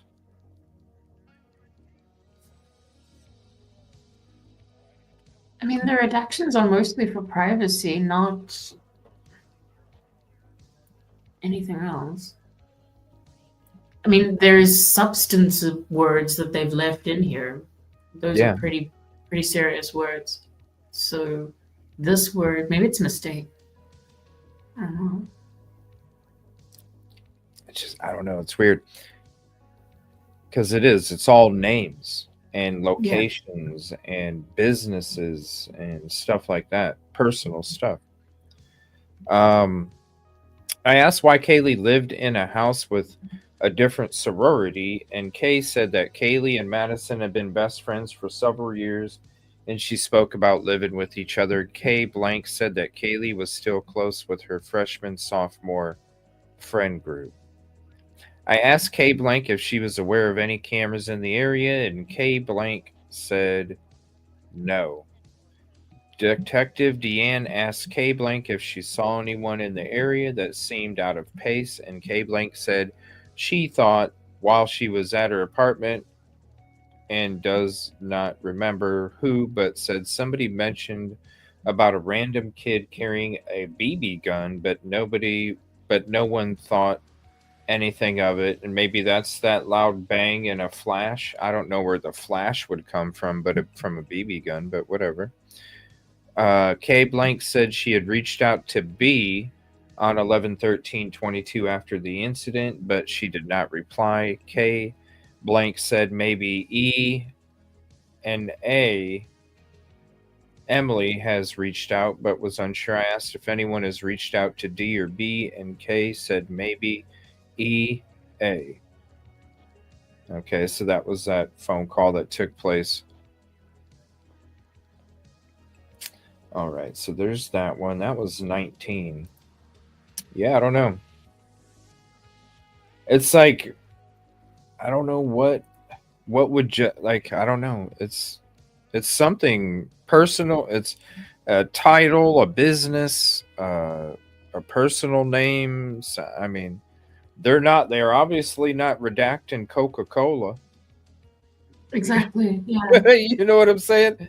So if they're not redacting Coca-Cola, well then that's where I'm coming from. Like, what the hell are you redacting then? If you're not redacting Coca-Cola, because that's straight out. I'm not even saying what they're saying. I'm using an abbreviation for it. Yeah. So what could they be redacting? All right. Let's go to number. All right, I got that up. Number 20. And here's this window. Zoom in real quick. All right. And this is Aaron Morris. Let's see here.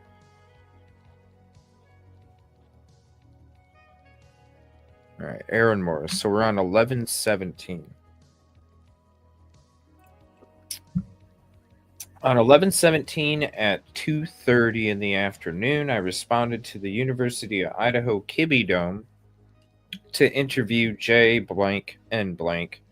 Captain Barrett stated N blank possibly had information regarding the homicide. N blank took Detective Dean and myself to a conference room to speak. N blank stated on Sunday 11/13/22 between 9 o'clock and 10 o'clock in the morning he was walking his dog. That's right around the time when Koberger had came back to the house the next morning. He stated when he walked by the first time he noticed the front door to 1122 King Road on the north side of the building facing campus was wide open.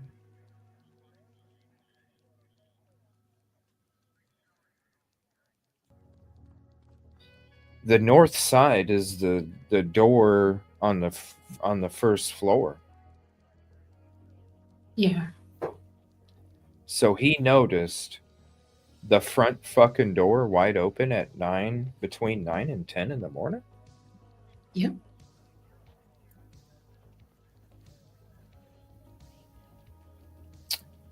Huh. Interesting. He stated he knew it was a party house, so assumed someone was too intoxicated and forgot to close the door the night prior.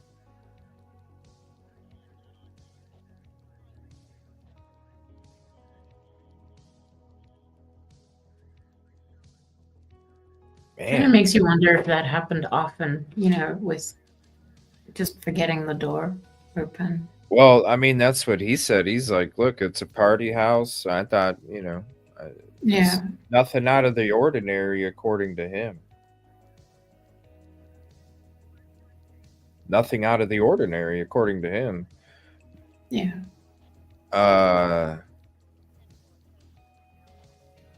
Now, I had heard the sliding glass door was open at that time.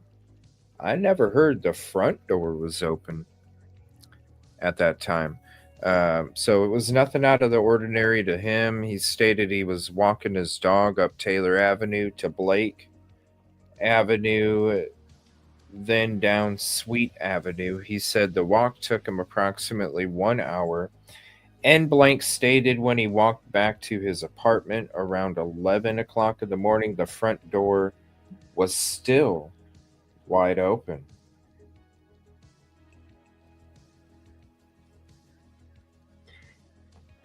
Yeah, and that's something I've always been confused about as well. Like, I mean, if you saw somebody walking through your house and you were scared because you don't know them, you You don't want your door open, even if you don't know what's happened. It's just weird.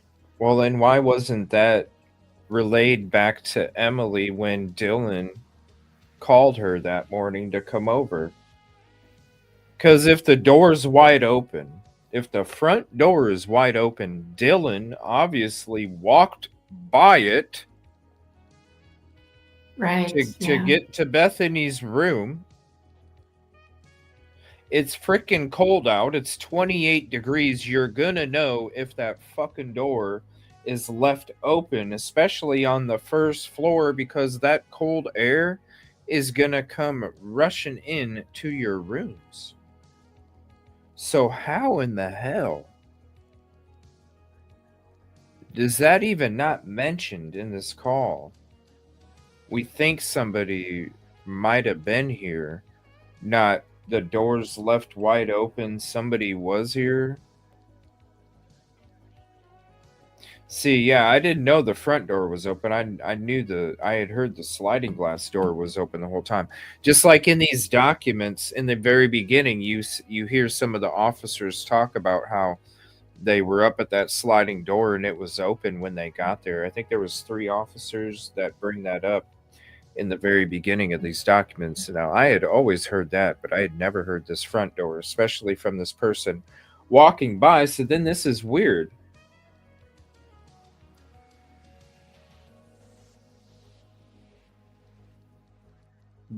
Maybe that's why Koberger didn't go back in when he went by the next morning.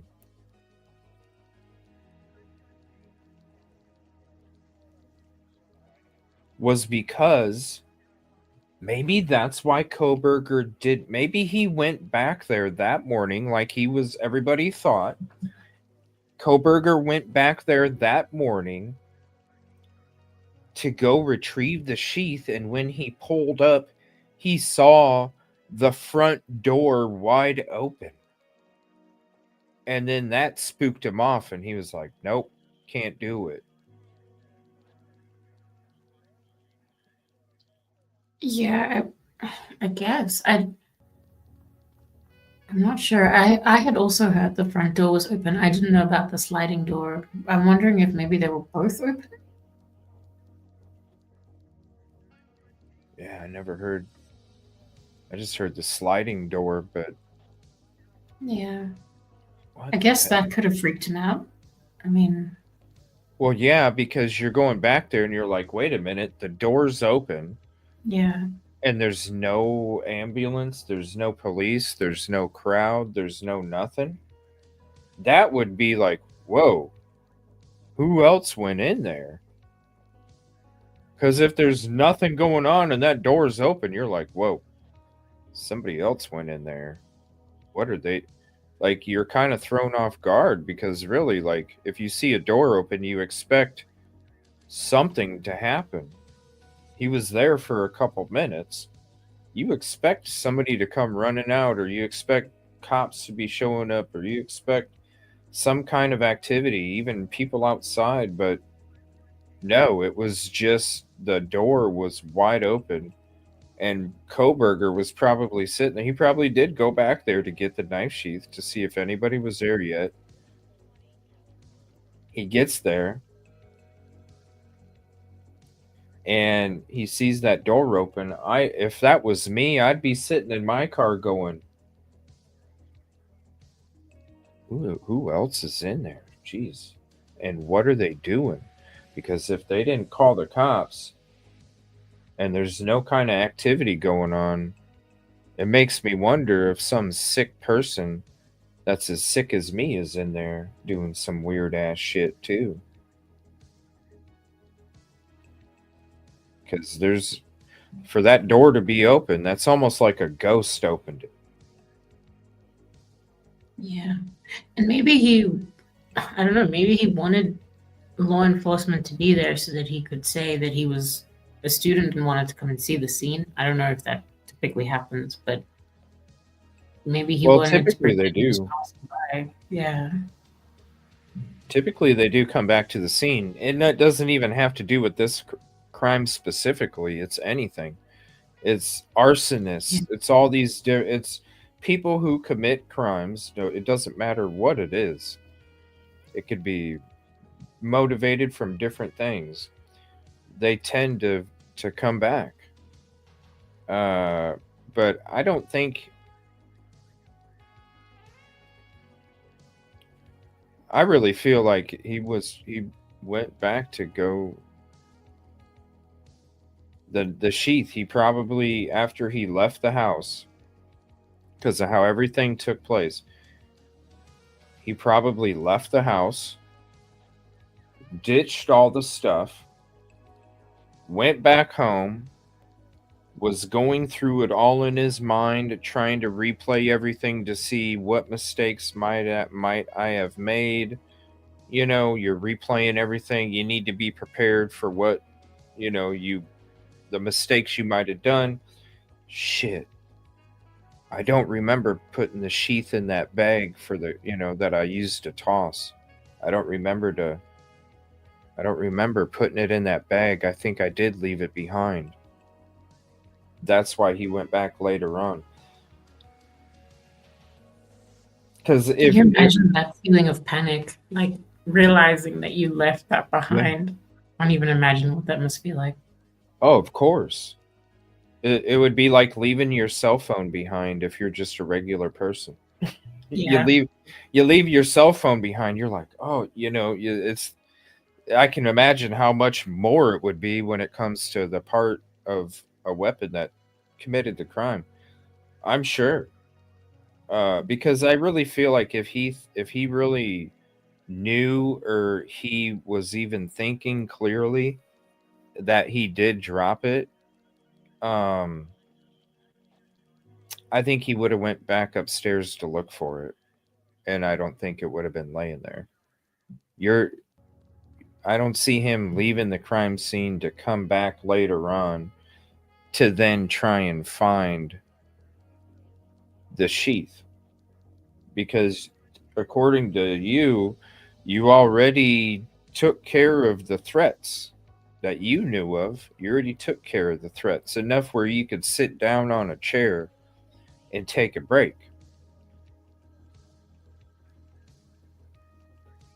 So if you have enough time to sit down on a chair and take a break after you do that to all the victims, then you have enough time to go back upstairs real quick, find the damn sheath and grab it and get out of there. I really feel like he totally lost track of losing the sheath until after he got home, until after he was back home, cleaned up, sat down, was calming everything down, going through everything in his head, replaying it to see, okay, what mistakes might I have made? And then that's when he went, oh shit, that's right, I don't remember putting the sheath in that garbage bag. Crap.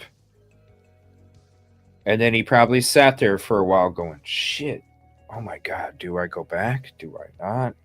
Do I go back? Do I not? Oh, damn it, I got to. But man, it's so risky. I should just take the chance. No, I can't take the chance. I gotta. And then he goes back. All right, I gotta try. That's why it's 9:00 in the frickin' morning.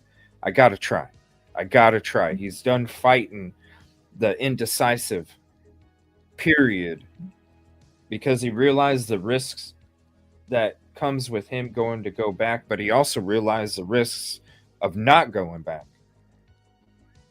And you don't know which one to choose. And so you're battling it, and then at a period of time, you're like, shit, I can't choose, so at least I just need to go back and try. And then he goes back there, and then he sees this door wide open.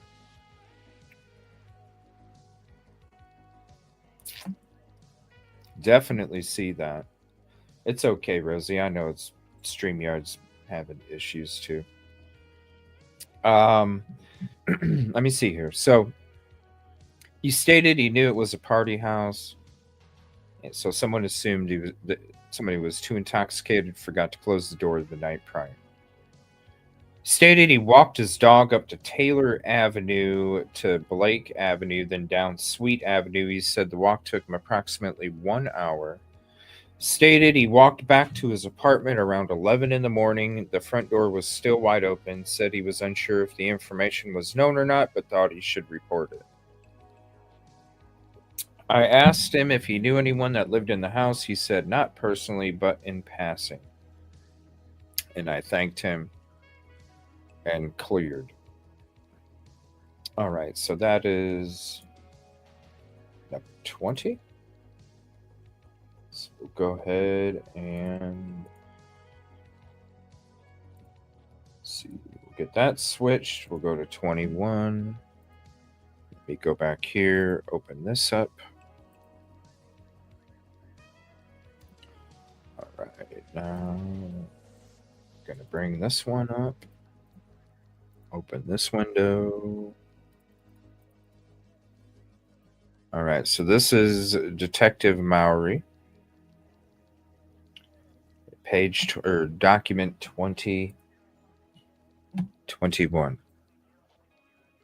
All right, it says on November 16th, I applied for and was granted the following warrants for the cell phone providers serving the area around 1122 Kings Road in Moscow.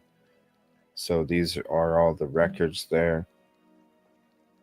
Warrant served 922. According to the university, they tore it down because they didn't like all the attention, and they said that people were not able to move on. Let's see. For a tower dump or all records in a unique device, user identifiers pertaining to timing device, and then all that listed. The detail records. All right.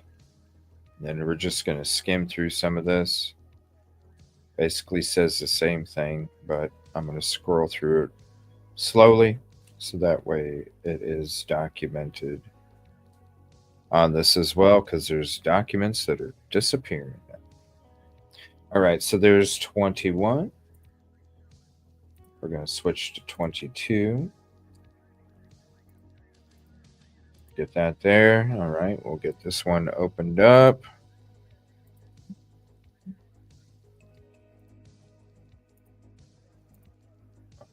Open that window, 22. All right, another one from Detective Mowry. Scoot that over a little bit.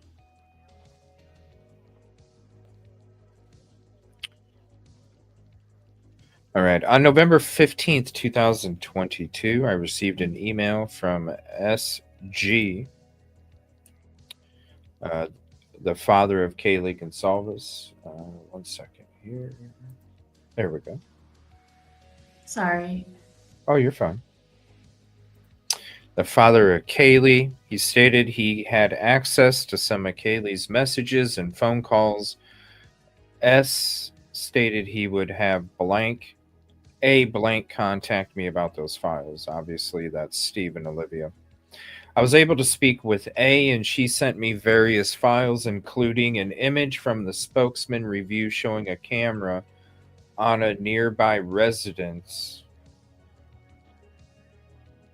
text messages between Kaylee and JD, text messages between Kaylee and her Uber driver, Eric, a recent phone call list, and a video from the Grub Truck Twitch TV feed. So they literally had those on the 15th. That's how quick. In the image showing the camera, it was found that the residence was at, obviously, 1112 King Road.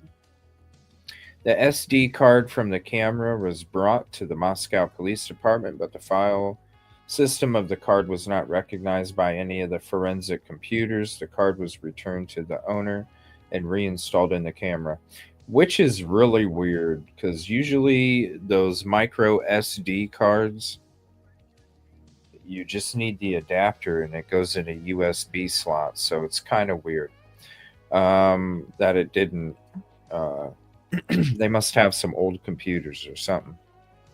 On November 17th, 2022, Officer John Rosinski recontacted the owner of the camera via phone. They stated she was out of town, but sent a video to Officer Rosinski showing a figure walk to the dumpster and appear to look inside.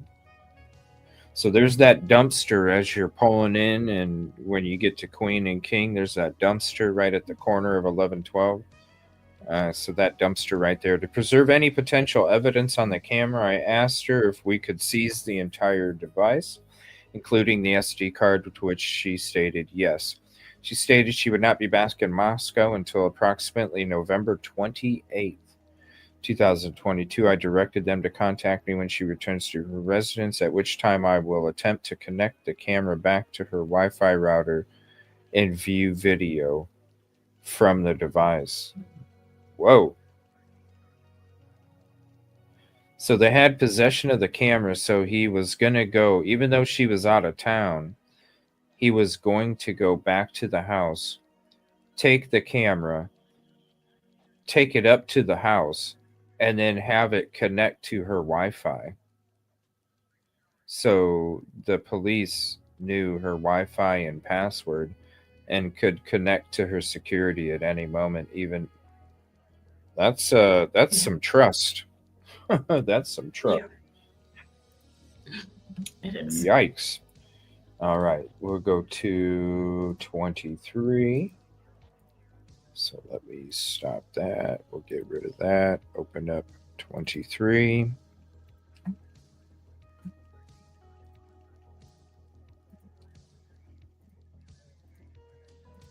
right, there's that.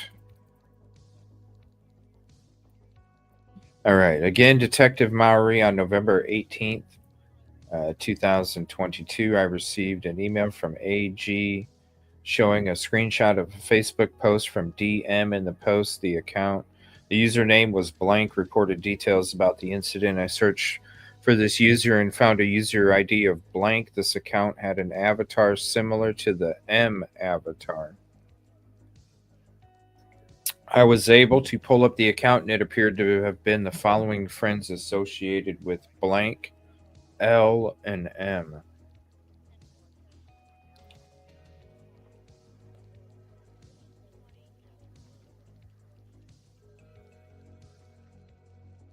Username. Who would that be? I don't know. It gets confusing when there's so many redacted names. Because this is obviously from Olivia. Yeah. And has a Facebook post with DM, which appears to be Dylan Mortensen. Right.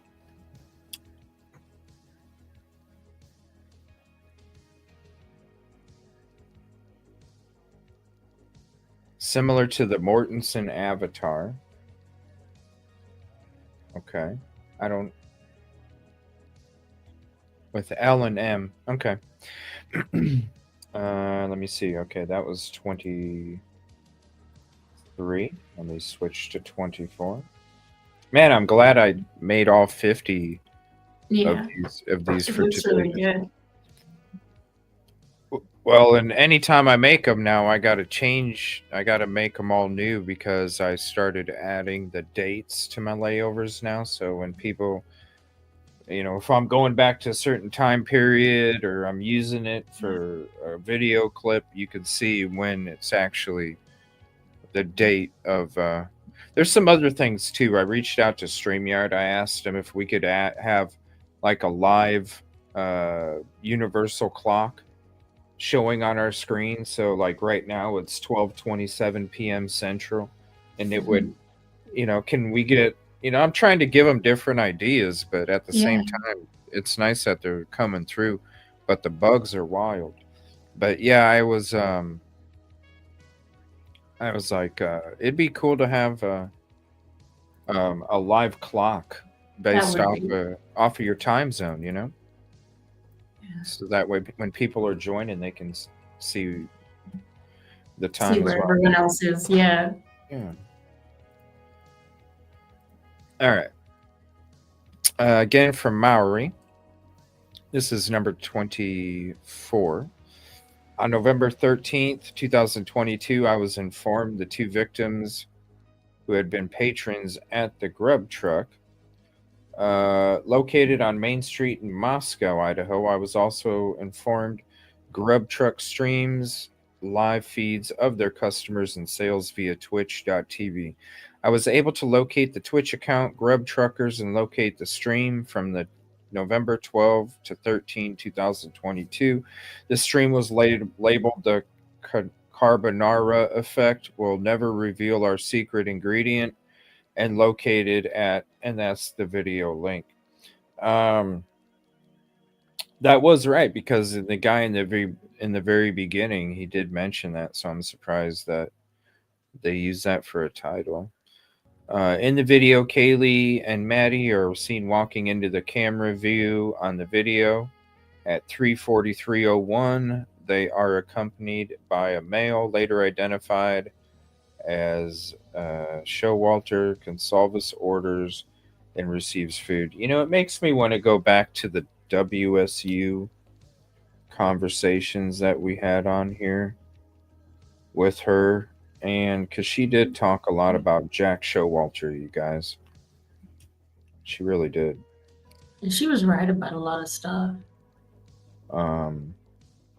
She talked a lot about Jack Showalter. I'm going to have to go back and listen to those. There's so much to do. All right. At the end of 3:53:31, the girls are seen walking around the truck and leave the area. Showalter appears to be talking to another patron and does not see the girls leave. Showalter then raises his arms in a what fashion and walks away in a different direction than the girls. A copy of this video was captured and saved as evidence. All right, so let me go to 25.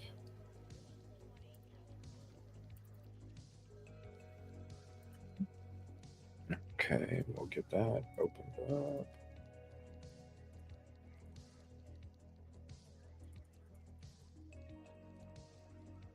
All right, SB follow-up.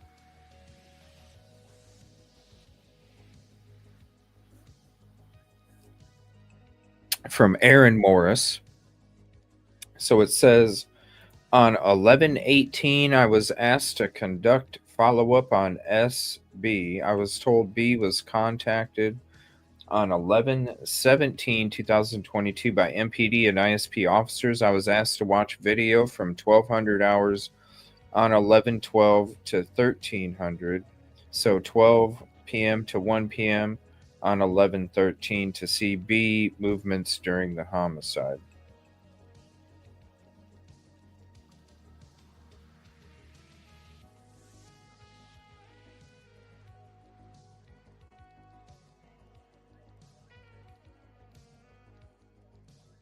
Video.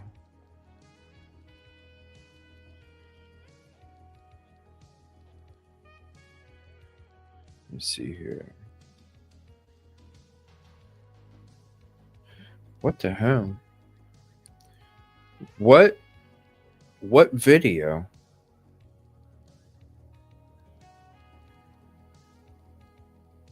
I was asked to watch video from noon on 11/12 to 1 p.m. on 11/13 to see B's movements during the homicide.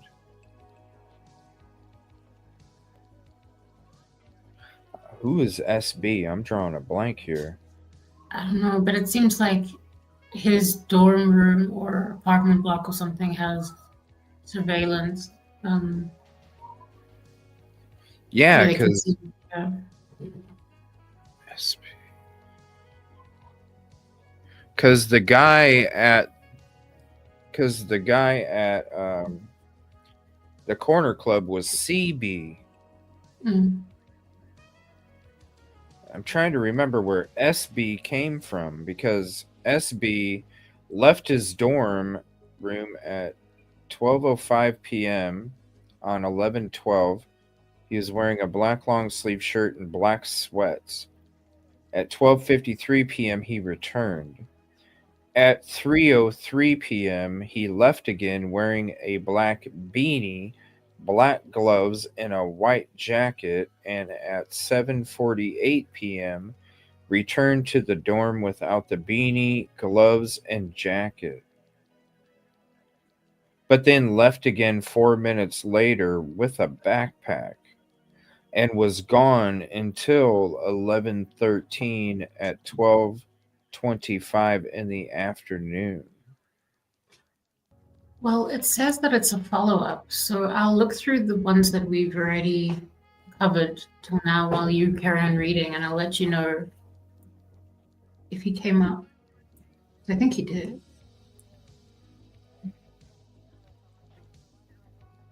Huh. That's weird. Yeah, I feel like it did too. I can't place it in my head. All right, we're gonna get to 26 here in a second. So give me 1 second. I gotta load up. Let me load up some more here. So we'll just take a little intermission. I'm gonna try and load as many as I can here. They all have to be individual. So 27, 28.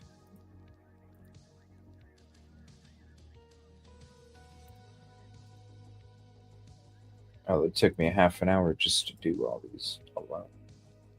Let's see, 30, but it's gonna be helpful when we're going through these and I go back to them to use it as a record, and then I can just kind of hover over the screen to find out exactly what, if I'm looking for a specific doc, then I can hover over the screen and kind of see where we're,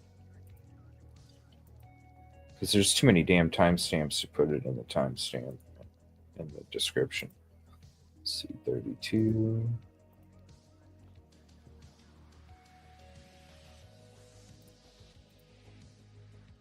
33. 34. 35. 36.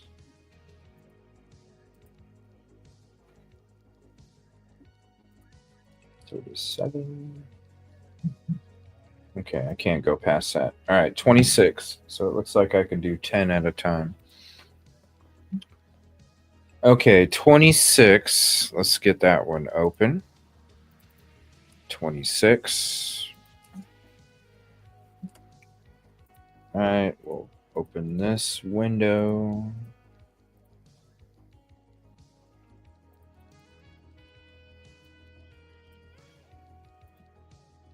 All right. Thank you, Joelle. Hope you are too. All right, so this is number 26, Lawrence Mowry. On 11/18/2022, I logged into the Uber law enforcement portal and submitting an exigent preservation request for any location data associated with the Uber driver named EG with the phone number of blank. Due to the nature of the investigation, Uber recommended an exigency request for the preservation. It just makes me feel like with Eric and how Steve said he was like family, and I bet you him and Kaylee fucked around. I bet. That dude he rubs me the wrong way, and I always felt there was some kind of connection between him and Maddie or Kaylee, and some shit went down. And in a screenshot received from AG, it showed messages which appear to be from Eric, phone between Kaylee and himself. The name of the recipient is Kaylee Uber.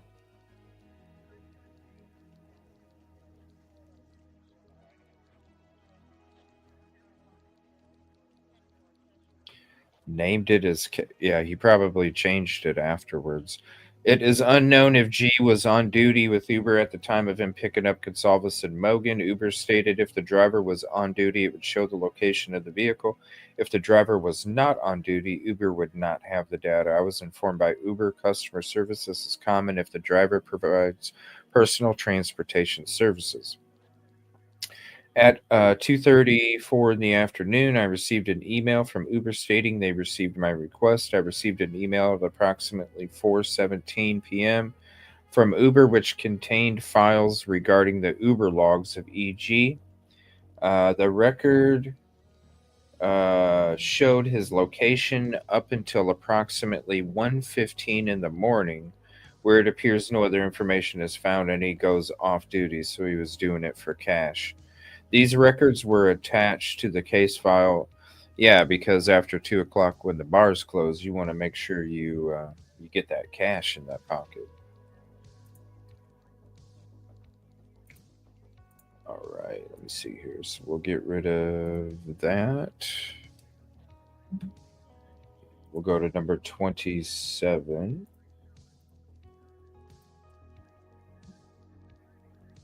So we'll close out of that. 27. Now this one looks interesting here. RRN or something like that to that effect. All right, so we'll go here. And I want to apologize last night if anybody was watching the police simulator. Hey, what's up, Allison? If anybody was watching the police simulator episode last night, I apologize. I took it down. I didn't realize that the game sound was not coming through the feed, so I apologize about that. But it's crazy. They added a lot of updates to that game, so I'm going to be playing it some more later. It is crazy, especially when you go through these documents. A lot of the Allison knows she's an OG of this Idaho 4 case from the very beginning, and she knows there's a lot of stuff we were hearing in the very beginning that is coming out to be absolutely freaking true when it comes to some of these documents. It's wild shit, just stuff that we were hearing from November of 22, December of 22, Allison. It's crazy that some of this stuff is actually, it's pretty wild. It's actually true. On November 17th, again, this is Detective Lawrence Mowry. On November 17th, 2022, I contacted Detective Neil Uhrig of the Post Falls Police Department for assistance in examining the laptops and iPad located in the residence at 1122 King Road. So here's all of the devices there. 1, 2, 3, 4, 5, 6, and an iPad. 6 laptops and an iPad. Right, so there's that. We'll go to number 28. Close out of that. I'm sure as I go through these some more, I'll figure out better ways to have these ready, but with I'm doing the best I can with the tools that we are given. All right, so this is number 28.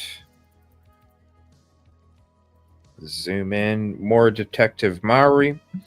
On November 13th, 2022, I was informed of a possible surveillance camera at Blank King Road. Corporal Ryan Snyder, and had spoken with one of the residents at this location, PC, who had a camera using the Home Eye Pro app on the porch of their dwelling. Corporal Snyder provided me with the username and password for the Home Eye Pro account associated with C. I asked Corporal Snyder if this video was stored on a cloud-based system for me to view it, or if C. Blank could download a copy of the video. I was provided a 32 gigabyte SD card from the camera, but the file format was not recognized by any of my forensic computers and prompted me to format the disk. I hope they did not. Corporal Snyder informed me C Blank could screen capture the video from her phone and the card was returned to enable her to assist in the acquisition of the data. Now, that's again why you got such crappy video from that, is because it came from a phone, which is a diluted pixelation.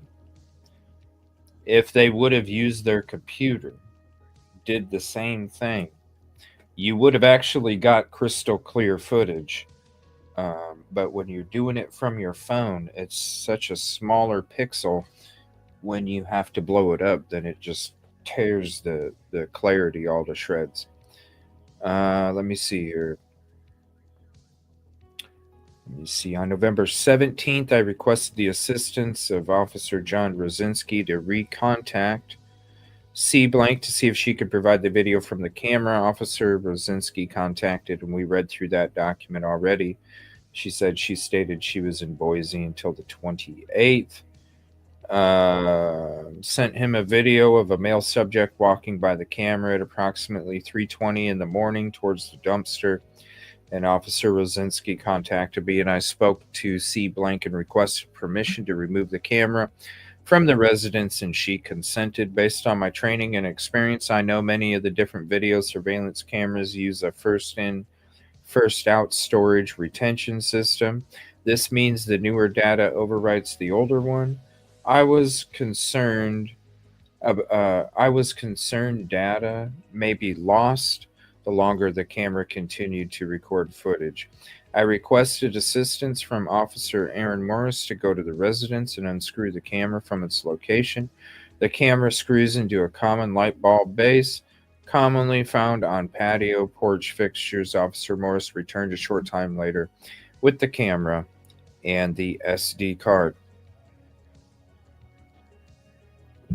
On November 18th, 2022, I again attempted to view the contents of the SD card. I plugged the card into a write blocker, and it still was not recognized by the computer. I used FTK Imager version to make the image of the SD card. Now that the data was on a hard drive, recognized by the operating system, I then used Axiom Magnet version to parse data from the card. And reviewing the data, I found over 13,000 individual images from the card that appear to be the individual video frames from the camera. Wow. While attempting to view the data on the card, I received a forwarded email from C Blank N Blank, whose sister M Blank K Blank resides at the residence. The email stated that he was viewing the video remotely when OFC Morris removed the camera. He stated he saw a suspicious vehicle in the area and was concerned with the video storage on the device being overwritten. So dude was watching the camera as the frickin' shit was being taken off. I was then put in touch with T Blank L Blank, another resident at King Road. L Blank stated she would be back in Moscow at approximately 10 p.m. I met with L Blank at her residence and asked if she would. No, that's 8 p.m. I'm sorry. Asked if she would be willing to assist in recording screen captures on her phone from the device. I explained to L Blank I'd replace the camera, gather the information, and then take the camera as evidence. I also explained to L Blank I need to take the wireless router since the camera was already linked to the Wi-Fi network. L stated she would consent and allow both items to be seized. I reinstalled the camera in the light socket and it powered on. I was able to watch the L access the footage on the camera. During this time, the camera showed a vehicle entering the area at approximately 3:56 hours and leaving at a high rate of speed at approximately 4:20 in the morning. L Blank provided the videos to me. I uninstalled the camera and seized the wireless router. Both items were then taken back to the Moscow Police Department. So On November 19th, 2022, while reviewing the videos located at 356 and 420, it appeared the vehicle left the area, may have traveled on Walenta. However, the video stopped. In an attempt to see further and gain perhaps a better resolution, I reconstructed the wireless network the camera operated on by powering on the wireless router. I downloaded the Home Eye Pro app on my work phone. I was able to use the app and downloaded the video clips. These clips included audio, which were not part of the screenshots completed, and were able to capture a longer duration. In the clips, the vehicle's exhaust and acceleration can be heard, as well as seeing the vehicle leave at a high rate of speed on Walenta Drive. After capturing the clips, I disconnected the camera and Wi-Fi router and placed them into evidence. The videos were placed onto a DVD and placed into evidence. So that was on the 19th and the 18th of November. So when it comes to when they thought the crime took place, at first they thought it was between 3 and 4. Then they changed it between 4 and 420. So that's why they started collecting and going through that footage of the vehicle. Yeah. And that's pretty cool how it separates it in sliced images, and it also separates it in audio files as well. That's pretty cool. I've never heard of Home Eye. That just sounds confusing to me. I never heard of it. My brain keeps telling me to say homie, but it's not homie, it's Home Eye. So I catch it at the last second. Home Eye. That's But good. I didn't hear homie at all, so you're catching it fine. Yeah, homie might slip out at some point though. We'll know it's fine. It'll be a mistake, but this is Anthony Dollinger on November 19th. This is number 29. On November 19th, 2022, at approximately 1200 hours, I met with Detective Mowry, who tasked me with downloading surveillance video from footage from several USB memory drives. Detective Mowry gave me multiple small manila envelopes which contained sub-memory drives collected from multiple different investigators. Detective Mowry asked me to download the videos from all the drives and to place them on an external hard drive, which he provided to me. Once the task was completed, Detective Mowry asked me to copy all of the videos from the portable hard drive to the M drive on our City of Moscow network, where he created a folder where working copies of the videos could be stored. After downloading the videos from the individual USB memory drives, I placed them back into the manila envelopes they came from and sealed them with evidence tape. I did find 2 of the USB memory drives, which came from the same envelope, did not contain any video footage, and I returned them to Detective Mowry. Once all the videos were downloaded, the portable hard drive, I then copied them all to the M drive on the city network and returned the hard drive to Detective Mowry, and then signing it as factual. Okay. They might not have mentioned the other cars very much because there's wasn't that much activity going on when it came to people coming in and out at that time of night. And it's kind of like if you're looking at your own footage, you're gonna see vehicles go by and this and that, but when there's like the same vehicle that keeps circling, and then that same vehicle that kept circling is then also recorded flying out of there quick as shit. I can see how somebody would be focused on that one specific vehicle right away.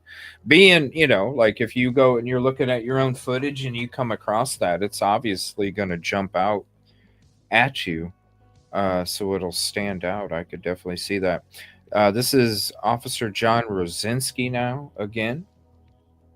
On November 15th, 2022 at about 1:48 in the afternoon, I spoke with PC on the phone. P said that she was good friends with Kaylee, but was also friends with Xana and Ethan. She said she was a member of the sorority blank. P is currently a junior at the University of Idaho.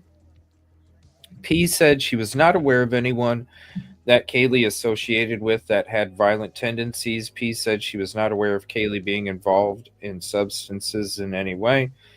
P said she knew people partied with substances, but doesn't know if Kaylee or any of her other roommates being involved in those substances. P said she did not know if the substances were being sold from their residence. P said she was at a party earlier in the day at a friend's apartment at, quote, the Whites.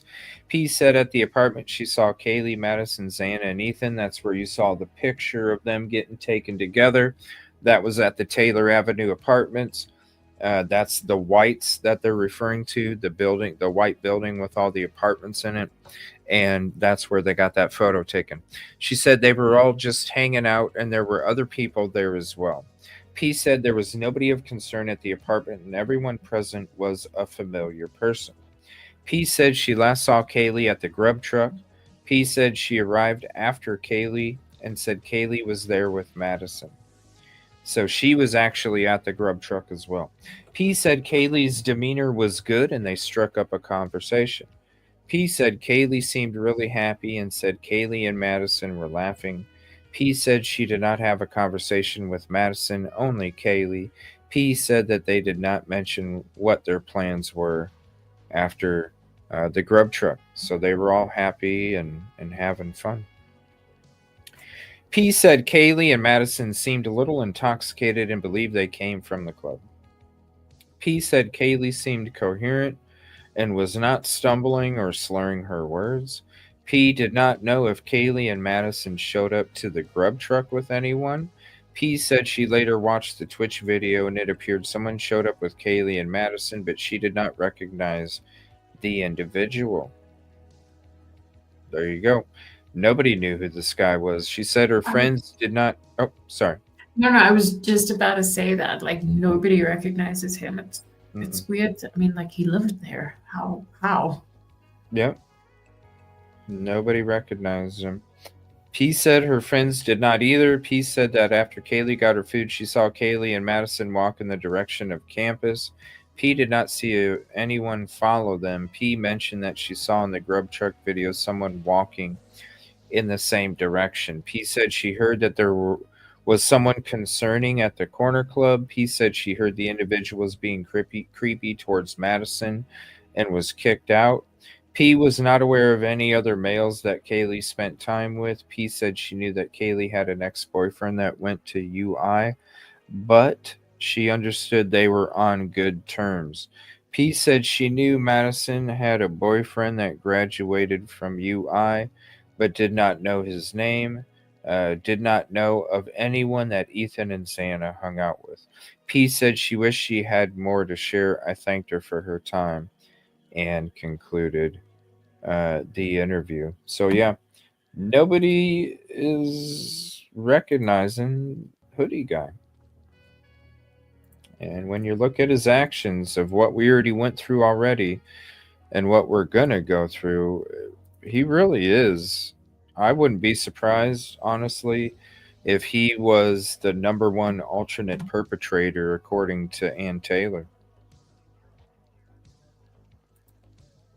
When it comes to everything that we're going through and uncovering in these documents, I wouldn't be surprised if that was their number one.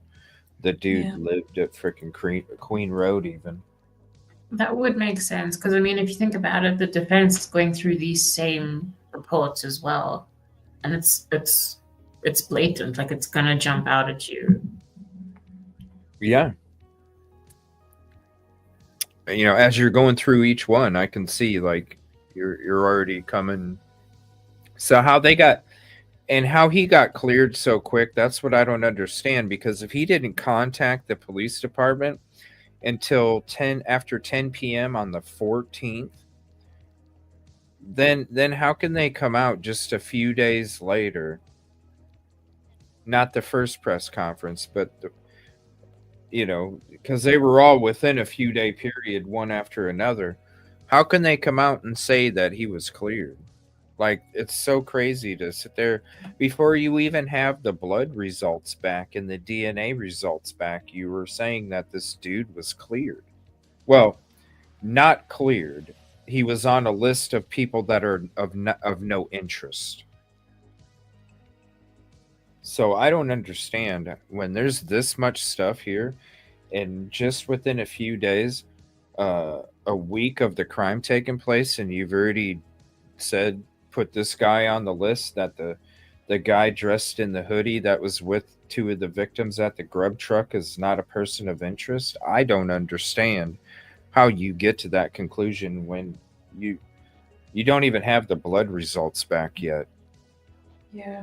I And if you're looking at these reports, you can see that law enforcement was interested in him. I mean, he keeps coming up, right? So what would have changed? Because there is some element of suspicion if you actually look at the train of thought behind these reports.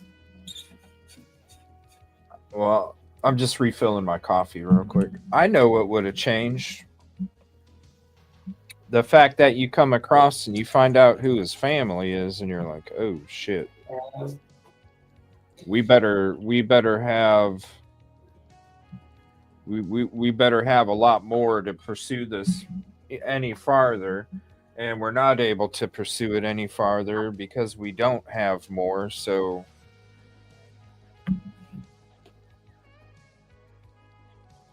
people in high places, I'll just put it that way. People in high places.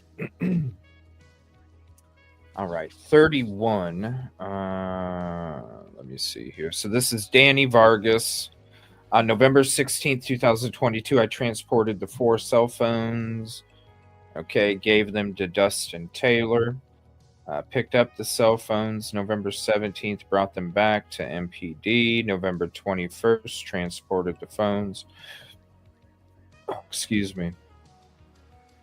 To Coeur d'Alene PD. November 21st, transported 2 separate charging cords belonging to the devices and dropped them off. Okay, and then there's that one.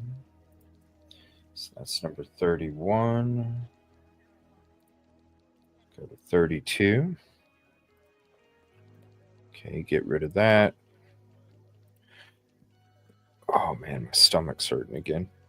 Ooh. All right, open this window. You okay? Yeah. All right, Danny Vargas again on November. So this is the Spokane County Medical Examiner autopsies. So it's going to be a little graphic here. On November 16th, 2022, at approximately 7:45 in the morning, Latah County Coroner Kathy Mabbitt and I attended the 4 autopsies for Xana, Ethan, Madison, and Kaylee at the Spokane County Medical Examiner's Office. The 4 autopsies were all performed by Dr. V.S. Gary Tollison, and a detective with ISP observed 3 of the autopsies. Colonel Mogan and Consalvis, as he arrived after the autopsy for Chapin was performed. During the autopsies, the following items of evidence were collected: DNA card, hand swabs, wrist swabs, forearm swabs, foot swabs, ankle swabs, anal swabs, oral swabs, vaginal swab, head hair, nail clippings, neck swab, handbags, And yes, that's what they do with the hands with this kind of crime. T-shirt, corner club, nasty and inebriated. Pants, Joe Boxer, gray with and black flannel, silver earring, sock, white Adidas, SD phone card, autopsy photos. All right, so that was for Kaylee. Only one earring, one sock. Yeah, I was gonna comment on that as well. I'm guessing that's to do with the struggle, right? Yeah. Yep.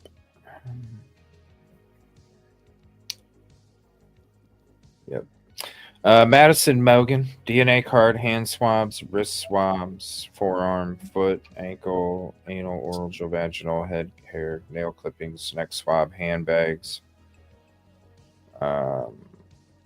short sleeve shirt, pink, pants, black Vandal, Russell brand sweatpants, silver rings, hair tie, false eyelashes, SD photo card.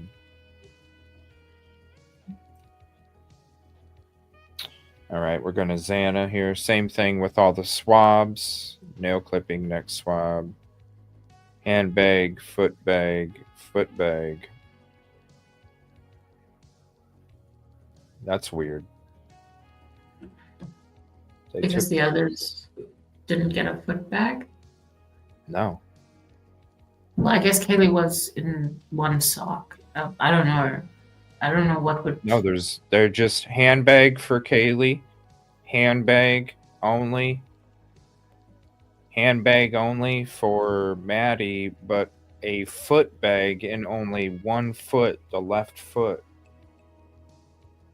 It must be to do with something she stepped in when she moved around.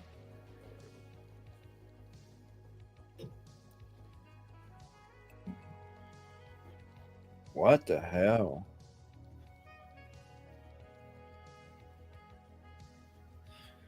That's weird.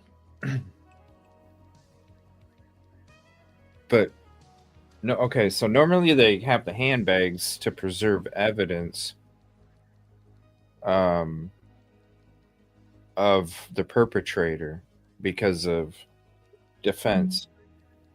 What the hell would you have stepped on or stepped in where they needed to literally remove your foot and put it in a bag? Stepped on the perpetrator? No, I have no idea. I mean, she put up a fight. Maybe she kicked him. I don't know. I have no idea. But you would be able to collect the evidence of that with a swab. I know. What do you need to literally remove the foot, her left foot, to preserve it?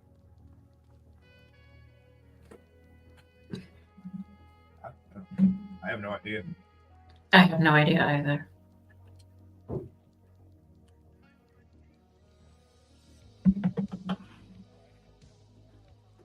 I've never heard. You don't hear of it too much either. Nor you hear the you hear the handbags all the time. You don't really hear the foot bags.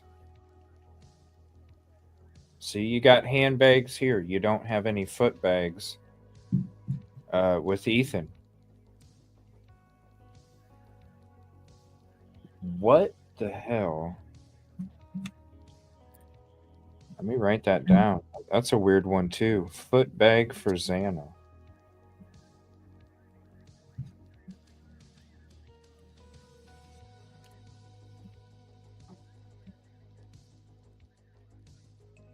I don't know. Something seems weird about that, man. Yeah. Let me see here. 2 socks, necklace, bracelet.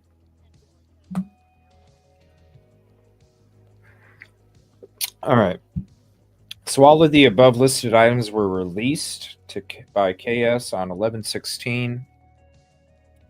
at approximately 1941, which is 7:41 in the afternoon. Major crime prints. As part of the autopsies, major crime prints were taken from each of the victims. They were talking about when they were taken. Does it say anything about Xana? Like, what about the left foot? The left foot. What?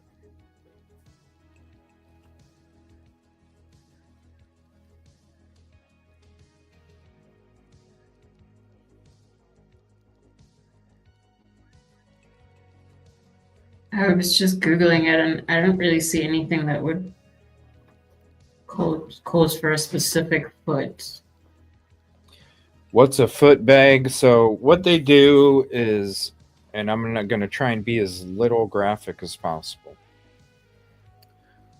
So what they do in these kind of crimes is they need to preserve the evidence, right? And a lot of times they will have handbags where they put your hands. They basically remove your hands from your body and they put them in a bag to preserve whatever evidence might be on your fingers and this and that. The only one I've seen, and I don't even remember seeing a foot bag. I'm not saying she's the first, but out of the cases that I've gone through, I've never noticed a foot bag. I've always noticed handbags. So they literally removed Xana's left foot for a reason. But I also thought that, Tina, that maybe because they stabbed her foot, but then again, if that was the case, they would have removed Ethan's legs. Because then if you're saving a foot to preserve it for evidence, then I would think that the same kind of cuts would have taken place.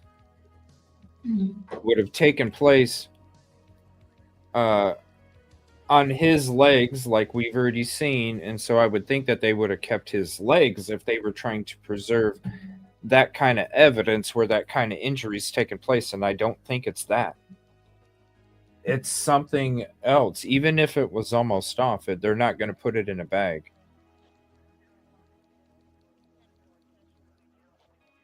What? Because it's about preserving the evidence. So the reason they keep the bags, or I'm sorry, the reason that they keep the hands is because you might be able to find more evidence underneath your fingernails. I could see them doing that for the foot under the fingernails, but what could you literally have under your foot fingernail that you need to cut it off to preserve it? Because they're not going to cut limbs off your body to preserve it unless it's like really specifically needed, because you're disfiguring somebody's body for no reason. So you're not going to do that for no reason. I've never heard of it. I mean, I know that it exists, but I don't really, any of these cases, I've never seen anybody have a foot bag kept from them from an autopsy. Not saying she's the first, but No, but I mean, I don't really see it. When I've seen it mentioned, it's standard. I've never seen it where it's like one person and one foot. Yeah.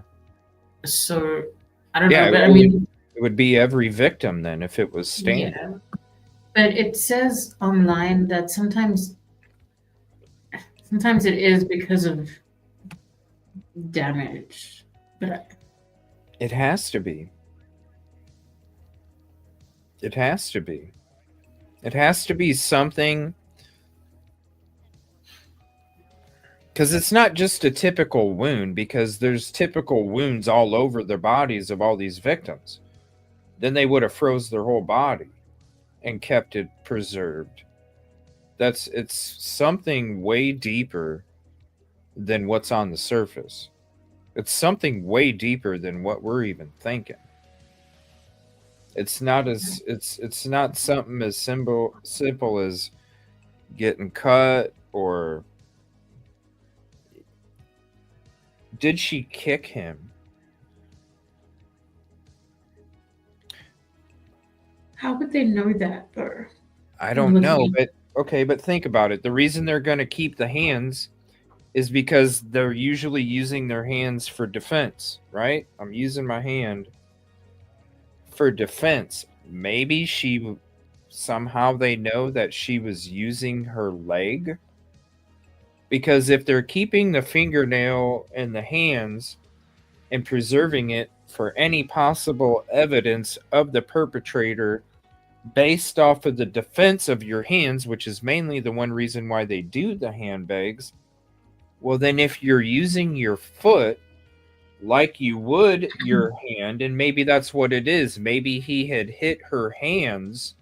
Remember, she had wounds on her fingers, defensive wounds on her hands. And maybe because he was, attacking her and her hands were damaged, maybe she started to use her foot. Yeah, another possibility that I'm reading here is it might be because they suspected that she moved around. So it was to do with the fact that she went upstairs and then came back down, because it says that it can be for trace evidence collection as well. So it would be to look at like little particles of carpet or soil, or even just like little But why one fibers. foot? Why 1 foot then? It might be standard since like she was, barefoot. They would only check one, I guess. I don't know, because she used both feet to walk up and then down. It has been done. I can see that just I from would googling it. I would see them taking both of her feet then. Do me a Yeah. favor. Google whatever you looked up and see if they took both feet or just one. See if they took both feet. I'm pretty sure they probably did. Because if it does make sense if you're trying to collect trace evidence, but then why would you think that the left foot would have the only, you know what I'm saying? I would think both feet, just like both hands, then both feet would have been taken, I believe. I don't know. It's weird. It's not really saying. Let's see. Does it refer to a case or something? Or No, it's just Google Scholar. Hands and feet, his hands. There weren't prints taken of his hands. That's weird. So there were just feet prints from Ethan, but no hand prints taken. At the conclusion of the 4 autopsies, Dr. V.S. met with Kathy Mabbitt, Gary Tolson, and myself and told us the following. Ethan Chapin's fatal injury was from a stab wound under his left clavicle, which severed his subclavian vein and subclavian artery. I don't know those arteries. I do know the jugular vein, and that's the one that just, you got like seconds to stop the bleeding and at that point, and usually it's not effective. Ethan only had sharp force injuries. Xander Kernodle's fatal injuries were from 1 laceration in her right lung and 2 lacerations in her heart. Kernodle had 50-plus stab wounds, mostly defensive. Xana only had sharp force injuries. Madison Mogan's fatal injuries included a left lung laceration and liver laceration. Maddie only had sharp force injuries. Kaylee Consalvis, fatal injuries included a left lung laceration, a liver laceration, 2 subdural bleeds, and a stab behind her clavicle, which cut her subclavian vein and artery. Kaylee had signs of sharp force injuries, asphyxial injuries, and blunt force injuries. Kaylee had 20-plus stab wounds. Dr. S said the weapon used was not serrated, single-edged, very sharp, and said a lot of force was used by the suspect. So he really like dug it in there. I will be uploading Dr. S' final autopsy reports to the case file when they are completed. On November 16th, 2022 at approximately 7:55 p.m., I drove to Spokane County Medical Examiner's Office to the FBI office located at blank Coeur Lane and met with Special Agent Bryant Gunnerson. Several of the clothing items collected during the autopsies were still wet and needed to dry in evidence dryers overnight. S.A. Gunnerson and I placed the following items in two separate dryers, Dryer 1 and Dryer 2, in their evidence room, and I released the items to S.A. Gunnerson. S.A. Gunnerson signed for the items on 11/16 at approximately 9:02. The items belonging to Kaylee and Mogan were placed into Dryer 1. That's contamination. Okay. You're drying both of the freaking victims' shits together? Yeah, I think maybe they were, I don't know. I guess maybe they have a policy that they were like in the same room, so it limits the contamination. Chapin. Yeah, Canodal and Chapin were placed into Dryer 2. Dryer 1, handbags, 2, right? Let's see, one.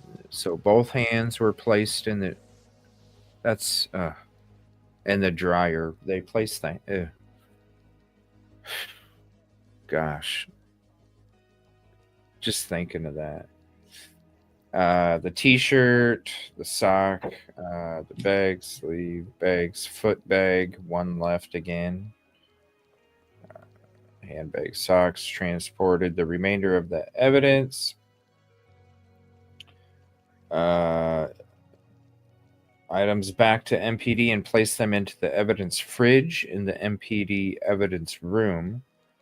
On November 17th, in the morning, I drove to the FBI office located at blank. Met with Special Agent Gunnerson. I removed the dried items from Dryer 1 and Dryer 2 and packaged them back in their original bags. Along with the items I turned over to S.A. Gunderson on 11/16, I collected 2 additional items. Drop sheet filter security tag from Dryer 1 and Dryer 2.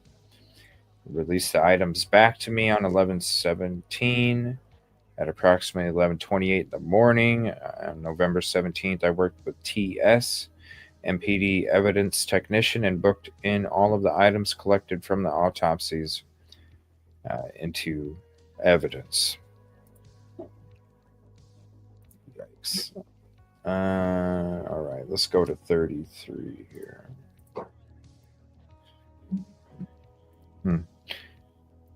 Yeah, we saw that dryer. We showed that from the very beginning. We showed you, yeah, the blood dryer, how you had to go through the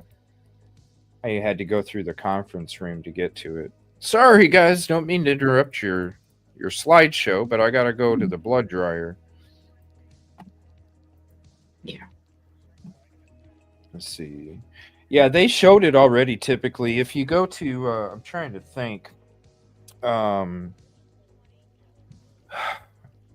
was in the very beginning. I think if you go to I'm trying to think, I even made a short video about it back then, because it was right around the year anniversary trip when I went out there, and we kind of made a joke about it because they were their little promotional video. I made a short video about it. It looks like I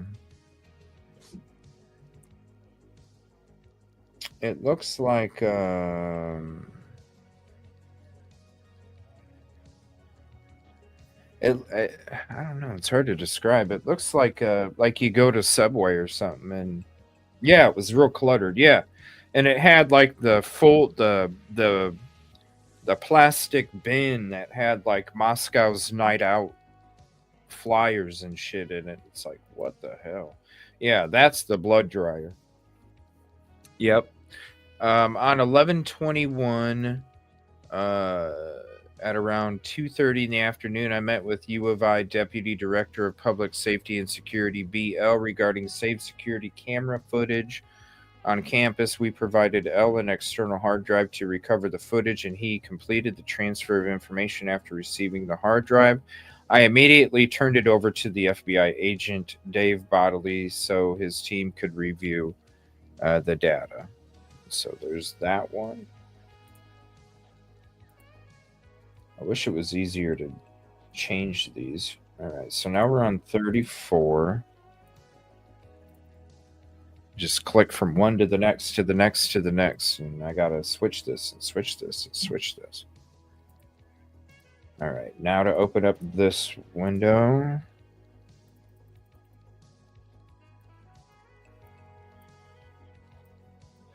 All right, so this is Rosinski now. Let's see, cigarette butt on 11/21/22. I was asked by Detective Adams with the Idaho State Police ISP to book 2 cigarette butts into evidence that he collected. Detective Adams brought the 2 cigarette butts to the Moscow Police Department MPD evidence room, where I watched him place them both into 2 separate ISP envelopes. I sealed the envelopes with evidence tape and signed the tape for both. The chain of custody was filled out on both envelopes. I booked the 2 envelopes into MPD evidence and requested they be sent to the state lab. I took photographs of the cigarette butts and attached them to this case file. All right, there's that one.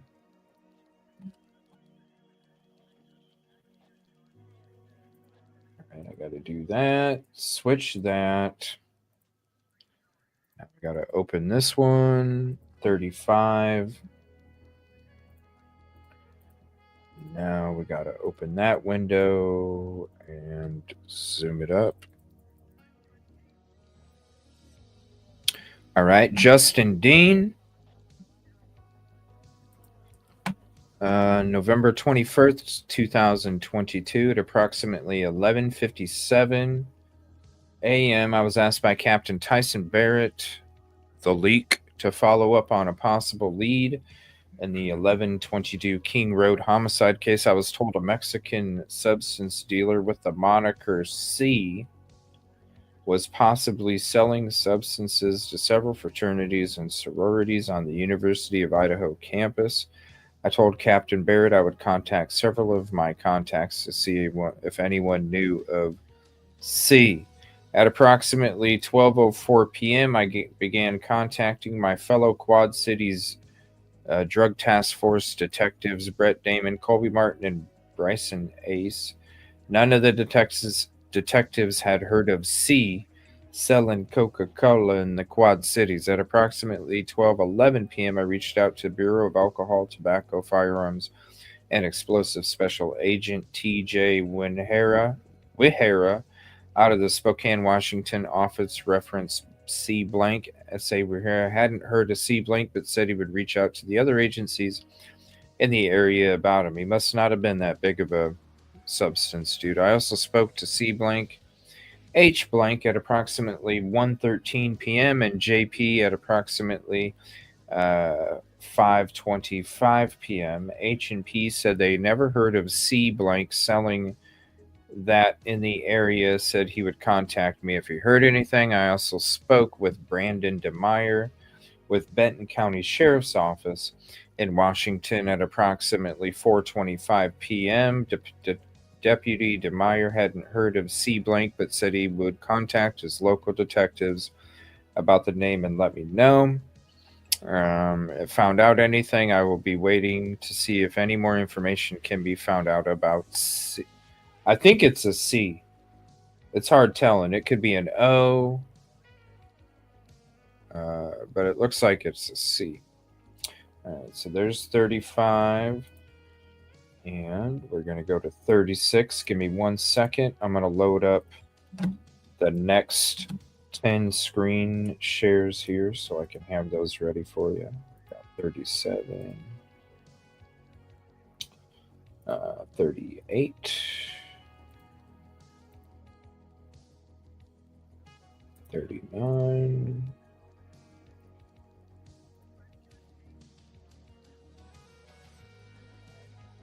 40.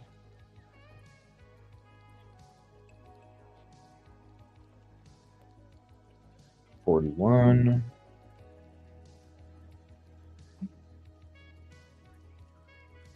42. 43.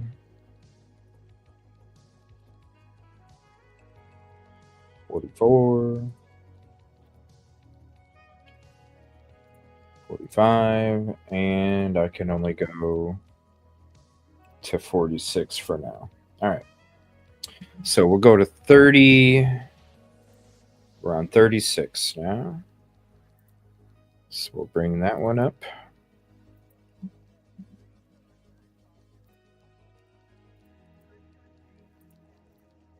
All right, here's this one, number 36. Okay, Tyson Barrett, Captain Barrett on 11/22 at about 11:20 in the morning. I met with L.E. at the U of I Office of Civil Rights and Investigations. I provided E with a new USB storage device to which she saved documents pertinent to the investigation. On 11/22 at about 11:30, I met with FBI agent Alex Skelton at the police department. I gave Agent Skelton the USB storage device containing the documents E provided. Right, so there's 36. We're going to go to 37 now.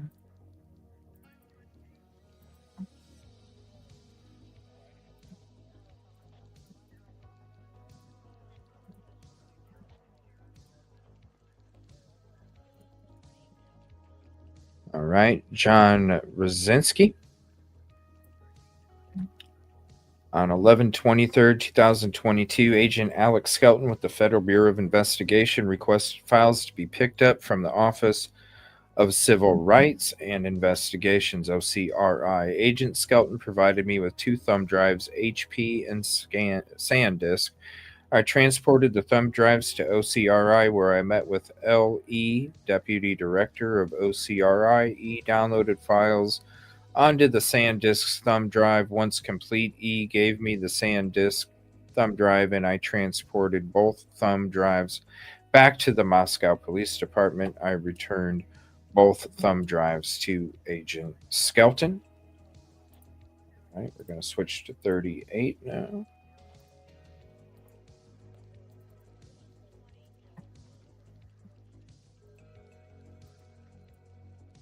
A window.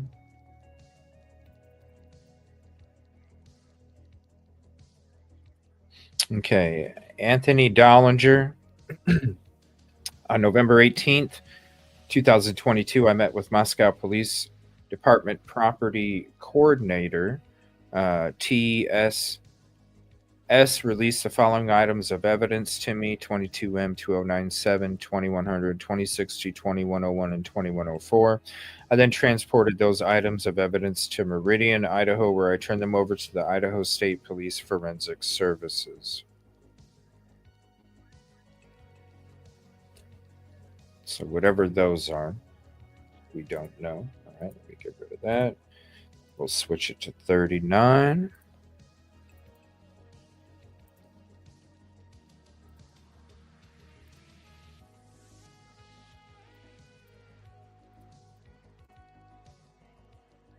There's that. Okay. This is Lawrence Mowry. On November 26, 2022, I requested and was granted a warrant for eBay for the sale of the following items between January 1st, excuse me.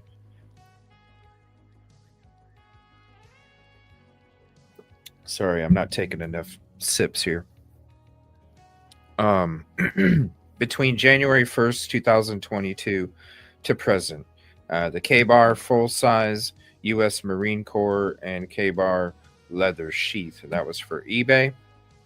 At approximately 26 on November 26, 2022, at approximately 7:07 p.m., I logged into the eBay law enforcement e-request system located. I received an email from eBay providing me with an internal case number. On November 28th, 2022, at approximately 11:05 in the morning, I received an email from eBay stating the files were ready to download.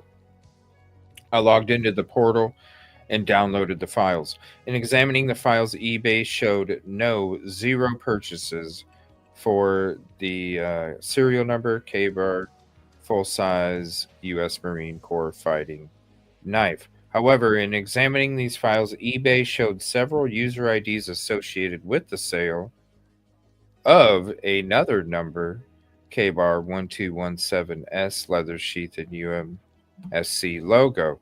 So it showed all of these states. That must be, I don't know, Japan or something.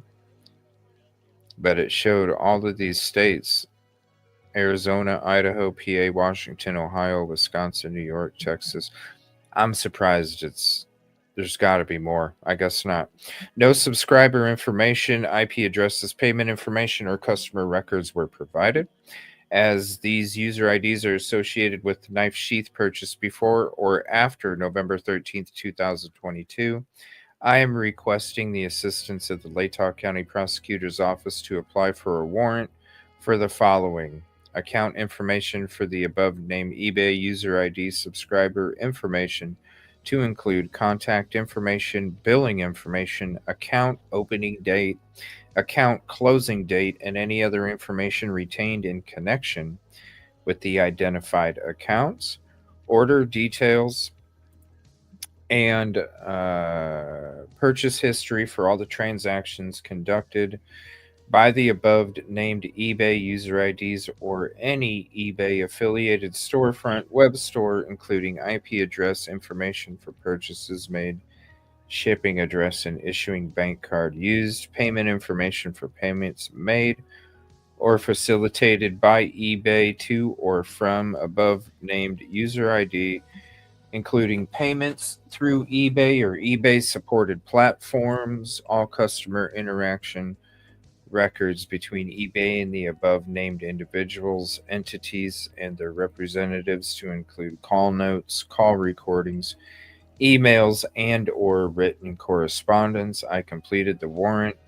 Return receipt of affidavit. These documents were sent to the Latah County Prosecutor's Office to be returned to the court. I also emailed a copy of the receipt to eBay, as this was the originating email address associated with the documents. So let me pull up 40.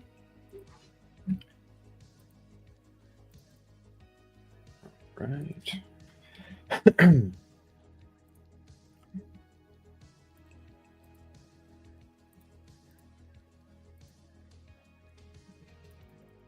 Right, so this is number 40. All right, Lawrence Mowry.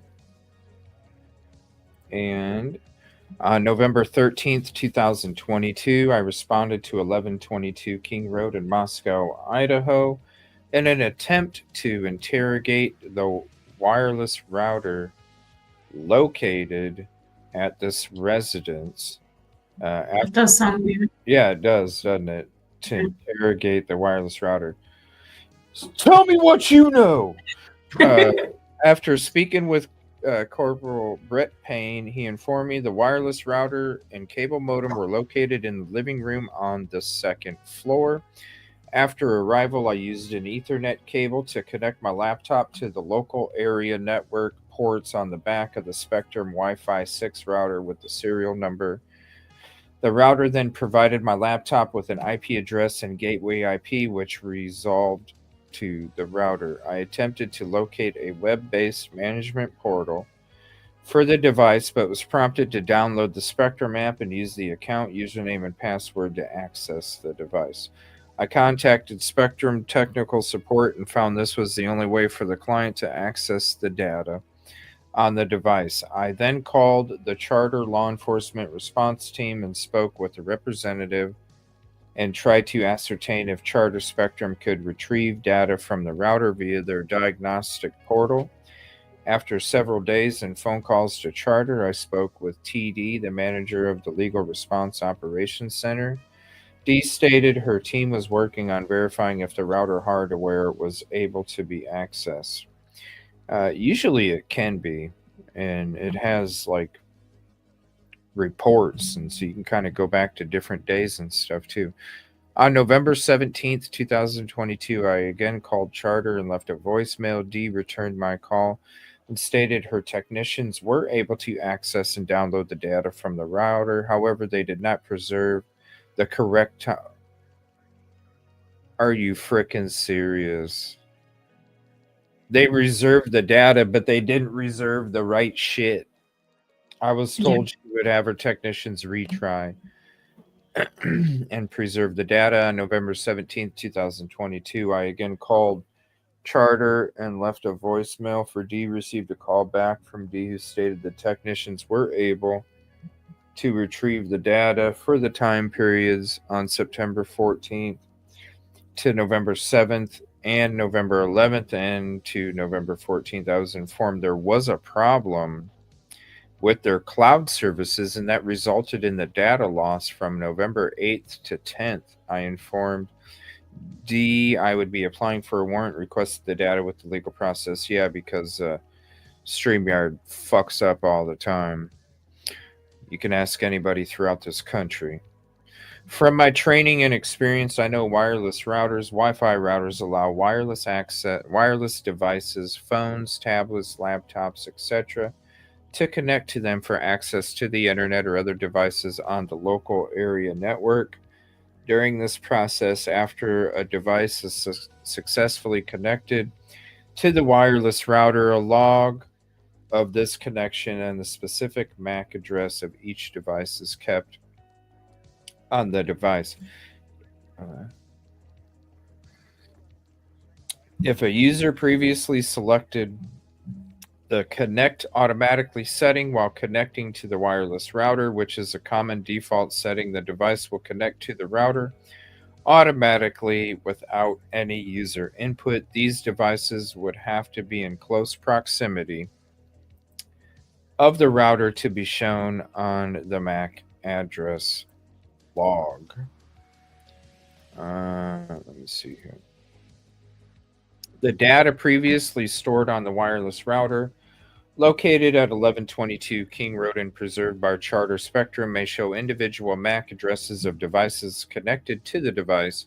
If the suspect had previously connected to the wireless router, was in close proximity to the wireless router located in the residence, this device may have been automatically connected and appear on the MAC address logs. This could provide evidence of when a device was in close proximity of the router on the night Madison, Kaylee, Xana, and Ethan were murdered.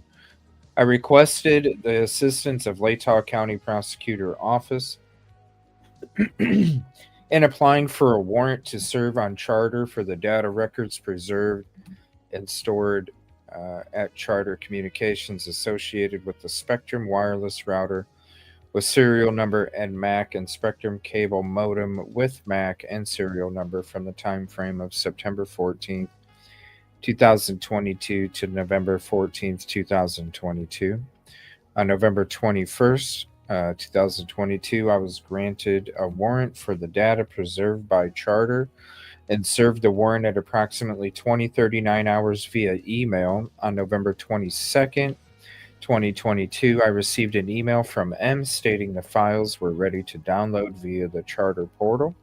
I logged into the portal, downloaded the files, and saved them to a computer in the secure forensic lab at the Moscow Police Department. I completed the warrant return receipt affidavit. These documents were sent to the M prosecutor's office to be returned to the court. I also emailed a copy of the receipt to Charter, as this was the originating email address associated with the documents. All right, so we'll go to 41.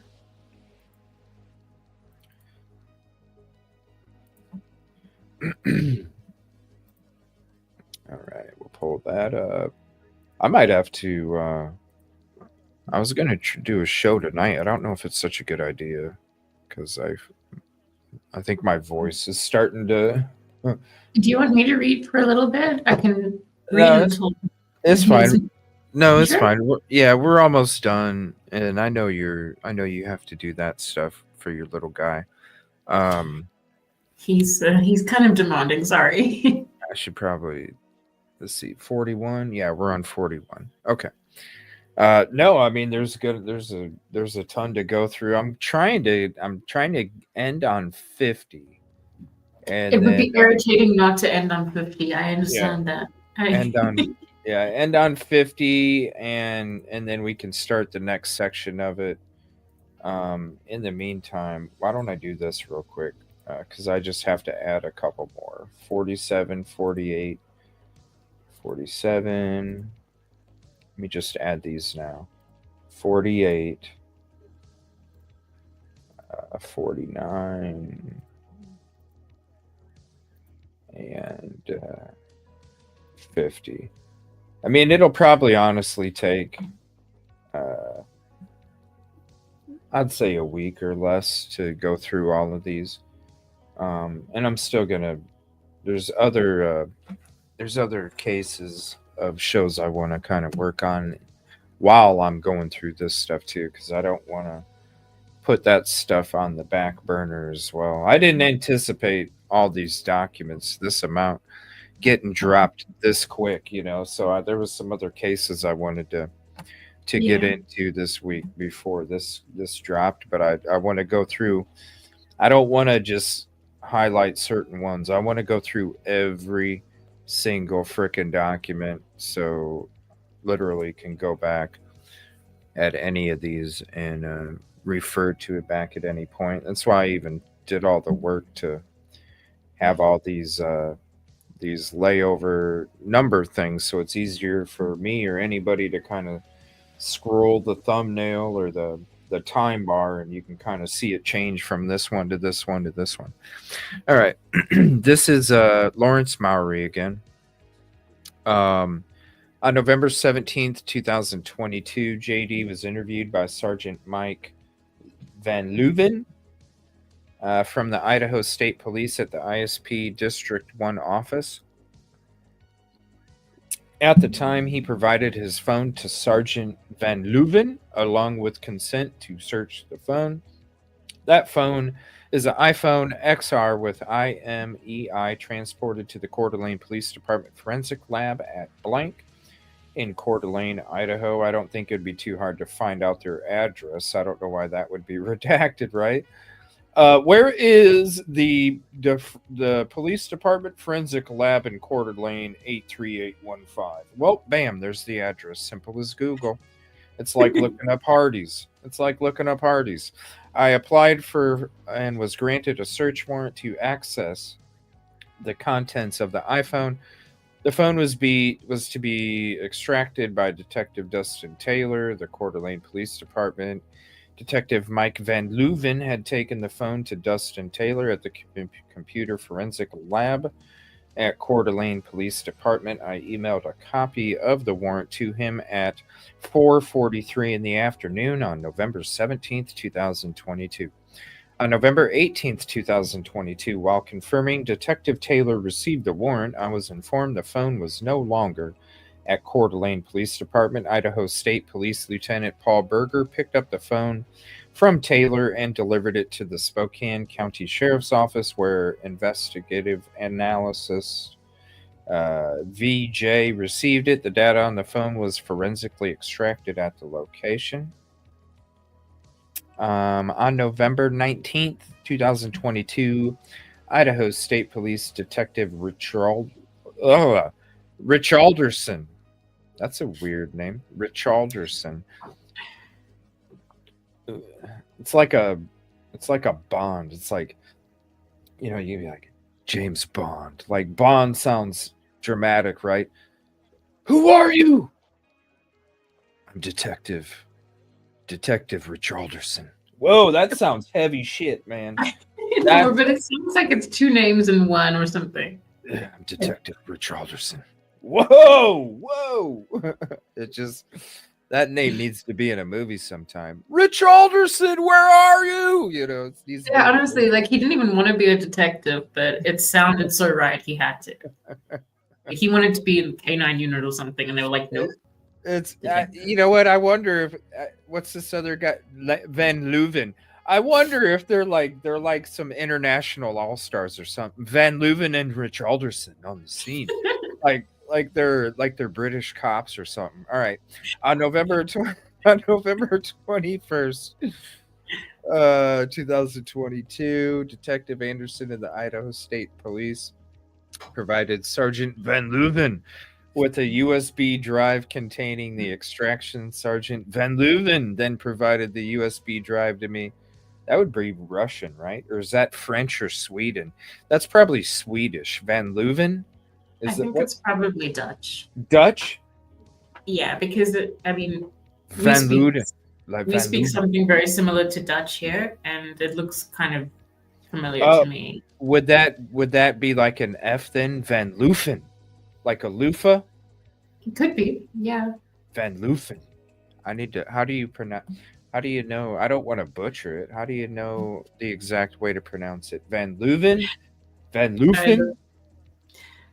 Well, if it was Afrikaans, which it's not, but it would be Van Leeuwen. But I don't know if it is Dutch, but it looks Dutch to me. Can I copy? No, I can't. Because Van means surname in Afrikaans and Dutch, so it's in a lot of surnames.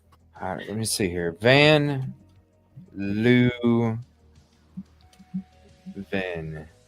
Let's see here. Origin. The surname Van Leuven is of Dutch origin, meaning from Leuven. Leuven is a city in the province of Flemish Brabant, Belgium. So, how would the Dutch?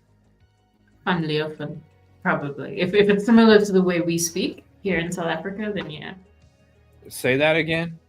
How'd you Van say? Leeuwen. Van Leeuwen. Leeuwen. Not Van. No, your V's are F's. Say it one more. Van Leeuwen. Yes. Yeah, there's no way I can copy that. That would take a few. Right? Yeah, I don't know. An examination will be completed at my. Sorry, I asked. An examination will be completed at my earliest convenience. Since the warrant was not served, I did not complete a warrant receipt as nothing was collected. Court documents were sent to the Latah County prosecutor's office to be returned to the court. All right, so let's go to the next one. 42. We'll get rid of that. Open that up. Open this window. All right, this one's a 5-pager. Let's see here. What's up, Cherry? All right, so this one's Detective Maury, November 13th, 2022. I was directed to interview potential witnesses in regards to the incidents at 1122 King Road. The following interviews were conducted at the Moscow Police Department. Interview 1, DM. On November 13th, 2022, DM was interviewed in regard to the homicide investigation at 1122 King Road.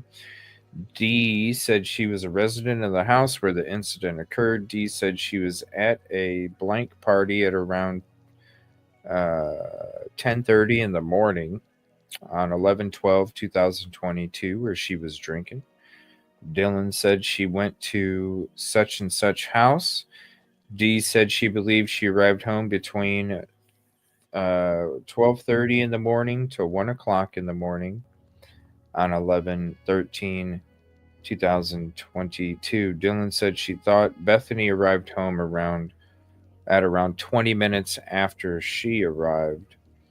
Dylan said she believed Maddie and Kaylee arrived home around 1:30 or 2 o'clock on 11/13/2022. Dylan said up to this, nothing weird had happened during the night. She said her and her friend L, with a question mark. Why would that be notated? A name with a question mark as somebody's statement of who she was with. Why would they? Where do you see that? This right here. Where do you see that? Where do you see that in any document? Yeah, I mean, I guess it could be that they didn't get the name properly from her, or maybe they like recorded it and it was inaudible, or I don't know. I mean, it's weird because surely she knows her friend's name, you know. Yeah. I don't know. It's there for a reason. I don't know. It's really odd.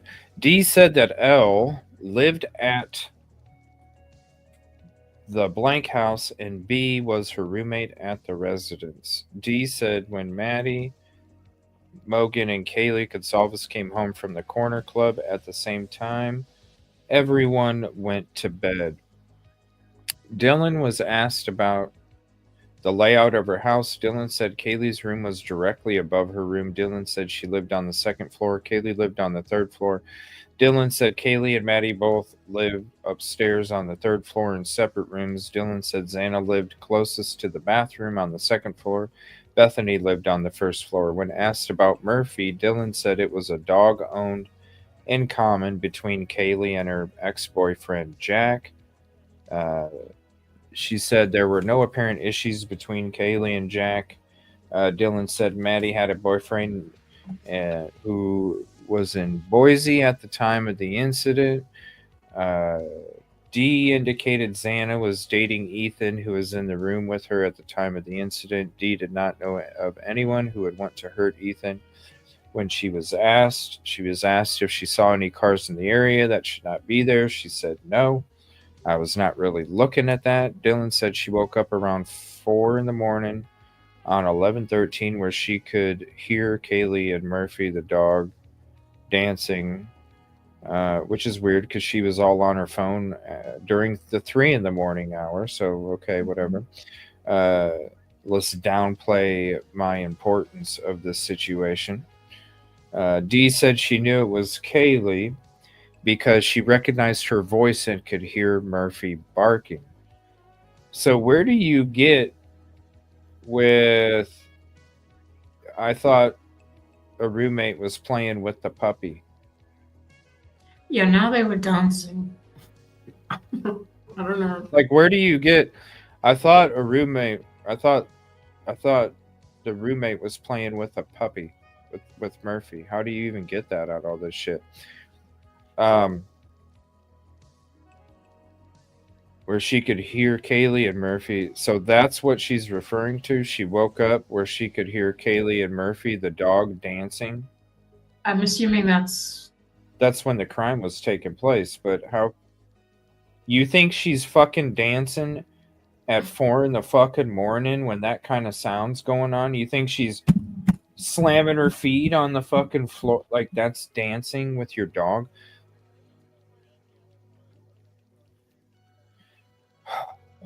This bullshit.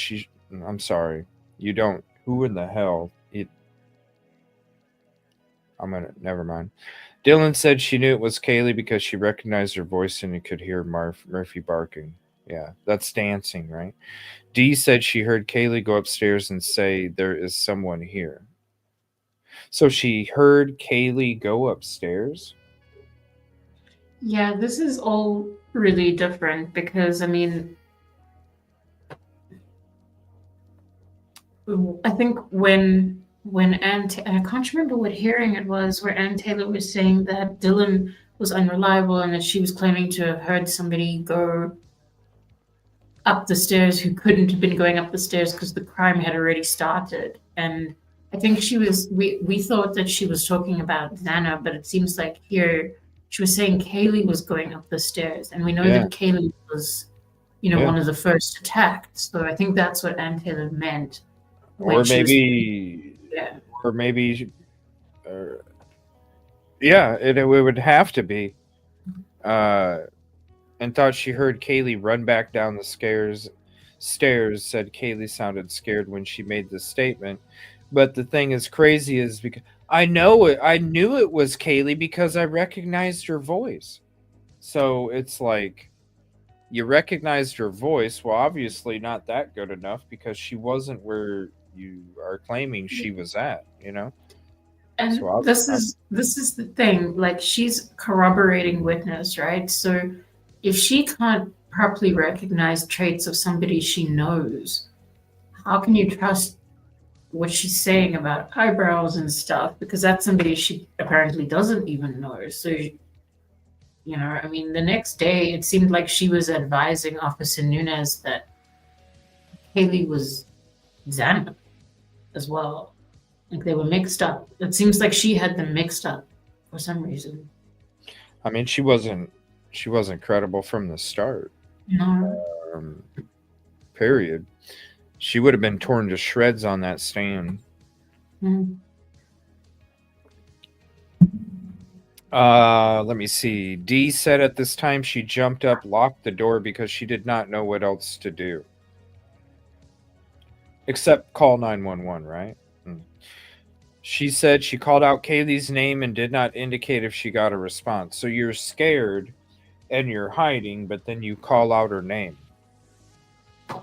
Okay.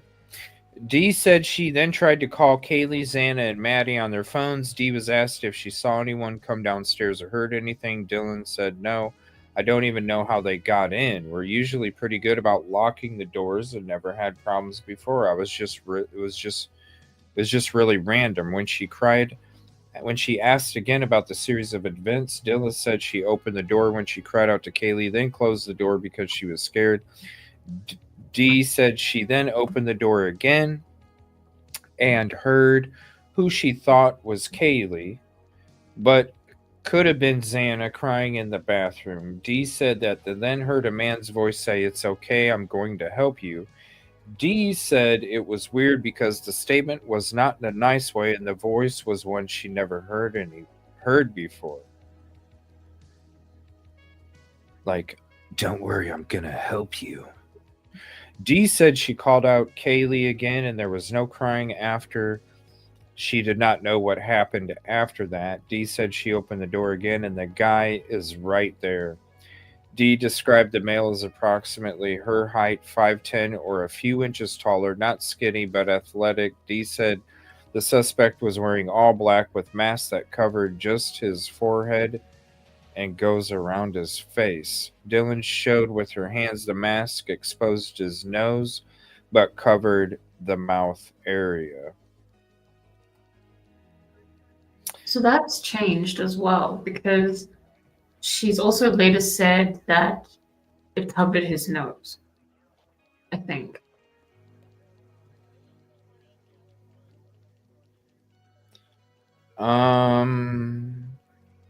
I think with the drawing, maybe. I don't know. I don't remember her making a statement regarding the nose either way. I just remember them drawing the mask and her saying, "Yeah, it's like that." So in older documents, what I think I remember is that she told Bethany what she had seen, and then Bethany told investigators what Dylan had said she saw. And Bethany told investigators that Dylan said she saw someone with a large nose. So they followed up with Dylan and said, "Is it true that you saw someone with a large nose?" And she said, "No, I couldn't see the nose. It was covered." So it changed. Yeah. And she didn't, I'm guessing she doesn't know that she told Bethany about his nose. I don't know how they got that mixed up, but it has changed. Like, from this, it's a whole other kind of mask now because it's covering different. I mean, it can still go above or below. Yeah, he could have pulled it up, but that kind of mask. But yeah, it is meant to like go over the nose for the most part. She said she believed the suspect was white, but did not remember eyebrow color or what his eyes looked like. She said when she saw saw the suspect, he saw her and just left. Dylan said she believed he was holding something near his stomach or belt line. Dylan used both hands to point straight out from her abdomen and then moved her hands apart and back together to stimulate a bulge. Dee said this area was black in color and she thought maybe it was a gun. Dee said the unknown object had an arrow shape. Seemed really unsure and said she was tired during the event. An arrow shape. So that would be a knife. Because if your hand is holding the knife and it's dark, it would give that arrow shape. Your hand as the base, and then the knife is the point that goes to the top. Excuse me. Dee was asked how long she believed it was from the time Kaylee said someone is here to when she saw the suspect. Dee said she thought it was about 10 or 20 minutes. Dee went on to say she was in and out of it and did not fully remember the incident. Dee was asked where the suspect was at in the residence when Dee saw him, said the suspect was between her bedroom door and the kitchen. Dee said she remembered watching the suspect go out of the kitchen door. So Dee said she remembered watching the suspect go out the kitchen door and leave. Right? Dee said at this time she closed her door and locked it as fast as she could. She said the suspect did not walk toward her or say anything. Dylan said once the suspect left, she immediately called B. Dee said B informed her she heard a sound that sounded like a firework. Dee then said she told B she called everyone and they are not answering. Dee said she was in and out of it and believed everyone was just asleep. That's so stupid to say that after you just were describing all of that. Dee said she then went to bedroom, locked the door, and went to bed. She then went to B's room and locked the door and went to bed. Dee said she woke up around 11 or noon and called her roommates and no one answered. Dee said she called H. H came to the residence, went upstairs and told Dee they needed to call law enforcement immediately. Dee was asked if there was anything else she wanted to share. Dee said the noise. B described the noise as a loud boom, but Dee did not hear it. Let me see here. Dee was asked if any of her roommates shared any weird experiences in the last couple of weeks, or calls or texts. Dee said no, it's been all normal, nothing weird at all. Nothing really weird happens in Moscow usually. When asked if there were any altercations at the party, Dee said no, everything was normal. Dee mentioned again she was with Dee and Xana at the party. Dee was asked if anyone was having sexual relations with anyone and they shouldn't be, and Dee said no. Dee brought up an incident which occurred about a month prior. Dee said she and B remembered Kaylee saw a shadow while she was taking Murphy outside. Dylan said Kaylee also mentioned when she was at blank 2 or 3 weeks prior, an individual was following her. Dylan also said she arrived home one time and the door to the residence at 1112 King Road was found open. Dee said she did not believe the slider door was locked the night 1112. Dee said she hear Murphy barking a lot around 11:13 when Kaylee went upstairs. Dee said she heard Murphy go outside barking as well. like, and you think that everybody's asleep, and you see somebody leaving, and you're hearing the dog barking, and you're hearing the dog go outside, and you're hearing all this shit going on. How in the hell do you come to the conclusion that all the fucking roommates were asleep, and you go to bed until yeah. Dee said she did not. Sorry. Right. No, this is the second person to say that they thought Murphy was outside. And I'm just kind of wondering, like, who let him in? Do you think it was one of the two roommates? No, he walked back in on his own. The door was open. Yeah, but I guess, yeah. I could see a pet going out there barking like crazy, you know, for attention, and then after an hour of barking and nothing happens, I can see the puppy going back inside trying to find the owner to see if the owner's okay. Okay.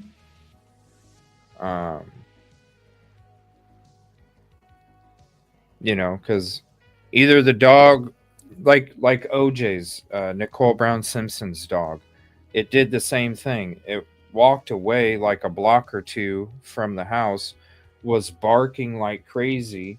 Somebody came up to the dog, brought the dog back home. The dog, excuse me,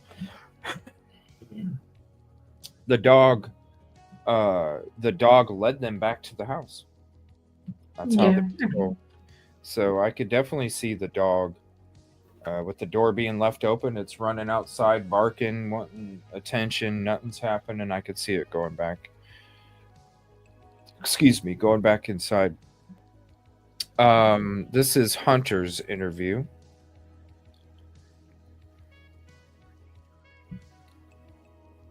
Hunter said around noon on 11/13, D called E. His girlfriend D told E she thought something was not right in her house. D also told E she heard or saw a man in her house the night prior. D asked E and H to come over and make sure everything was okay because she locked herself in the bedroom. H said he was the first person to get to the residence. H said he entered the code to the front door where B and D were in B room on the first floor.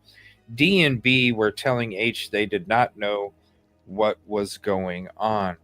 H said he went up to the stairs and immediately went into Xana's room. H said this was the only room he went into. H said when he approached the door, it was only partially open. So the story about how it took multiple people to budge the door open because somebody's body was blocking the door and keeping it shut is not true. Hunter says right here that the door was partially open. Said he initially did not realize all the blood was dried blood in the room. He said he thought at first they had been drunk and left a mess. Left a mess of what? Yeah, I also noticed that when I first read it. And I mean, if you read how officers describe the room, even the ceiling, like, it makes no sense. I mean, he must have been in some kind of denial. Like candle wax? I mean, I don't understand. I would automatically think blood, but maybe because when it dried, it turned really dark. Maybe, but I mean, I don't know. It's a lot darker when it dries. So maybe after it was dried for 8 hours, he just thought there was maybe wine, like some red wine all over the floor or something. I don't know. It's weird. He said when he stood there for a moment, he began to realize what he was seeing. So it was in shock. He didn't want to believe it. And then as he was sitting there, he's like, oh my gosh. He said B and D were uncontrollably crying. Hunter said he told them to get out of the house and call law enforcement. He said that he went to the kitchen and grabbed a knife from the drawer. He said he then went into the room and checked the closet to make sure there was not anyone else in the room. He said he checked for a pulse on both Xana and Ethan. He said both of the bodies had rigor mortis and were cold with no breath or pulse. So that means that they were kind of stiff too. Hunter said he believed the two had been deceased for a while. He said he believed he left the knife on the folding table in the living room. He said E and J and L started to enter the house and come up the stairs. He told them to get out of the residence. He said this was about the time Moscow PD arrived on scene.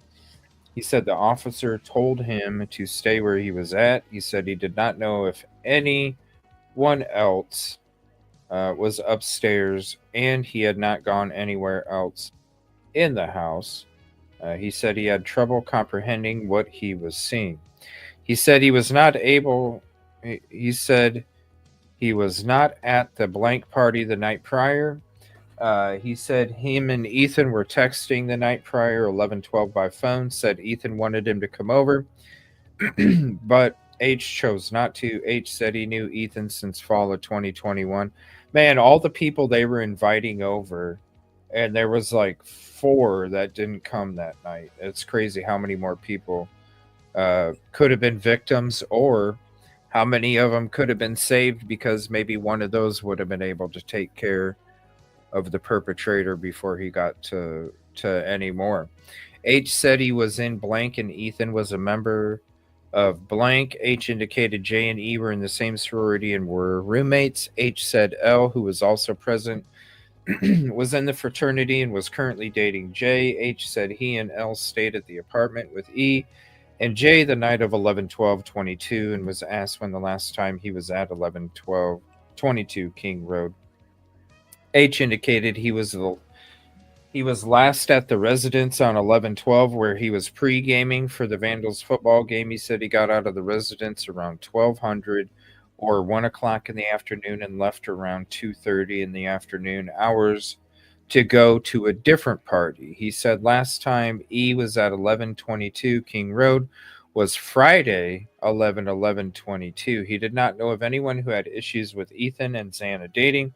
He estimated Xana and Ethan were dating for about 8 months. He said he knew Xana very well through his girlfriend, Emily. Hunter said he was not very familiar with Maddie or Kaylee. Hunter allowed pictures to be taken of his phone of the conversation between him and Ethan. All right, this is Jay. I'm assuming this is the friend Josie. So she said she texted B at 11:20 in the morning on the morning of 11/13/22. She asked Bethany if she was awake. Jay said B called her back at 11:49 a.m. B told Jay she and D were in the B room. Jay said B was freaked out because her roommates were not answering the phone. Jay said she heard D on the phone in the background saying, "I saw something."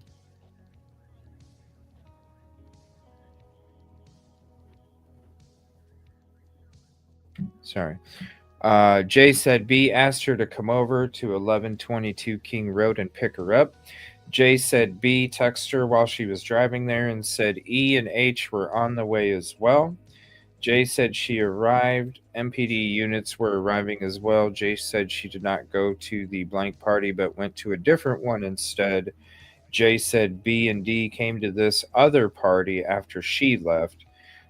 Jay estimated D left her party at 12:30 in the morning, and B left her party at about 1 in the morning on 11/13/2022.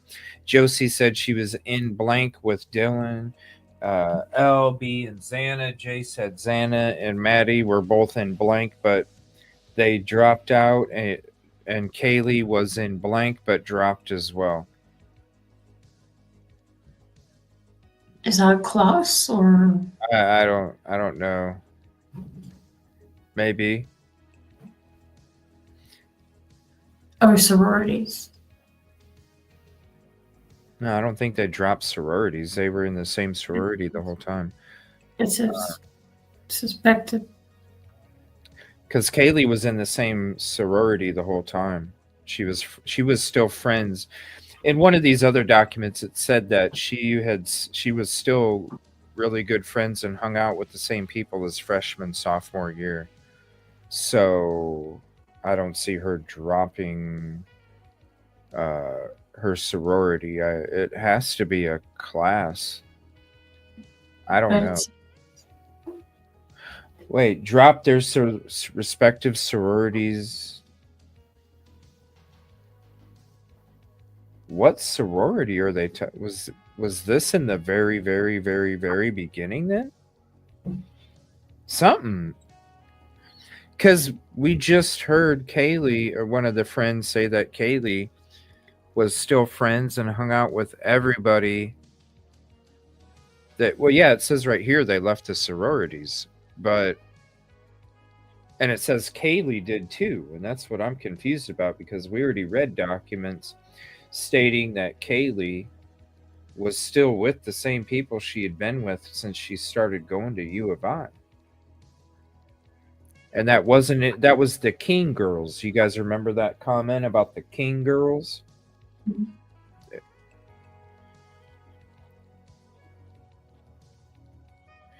Because issues with other girls in the houses.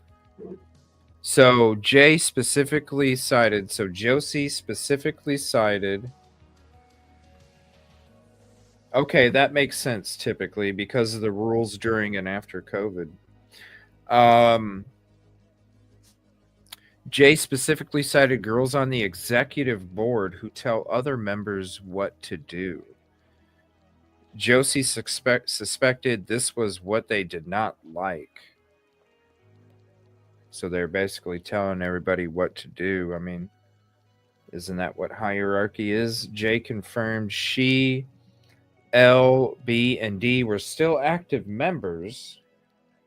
Jay said the girls who were still active members of the sorority who chose to not live in the house did so because of money issues. Jay said Maddie was B, big sister in the sorority house. So they didn't live there because they didn't have enough money to afford it. They couldn't pay the sorority rent, so they had to live off campus.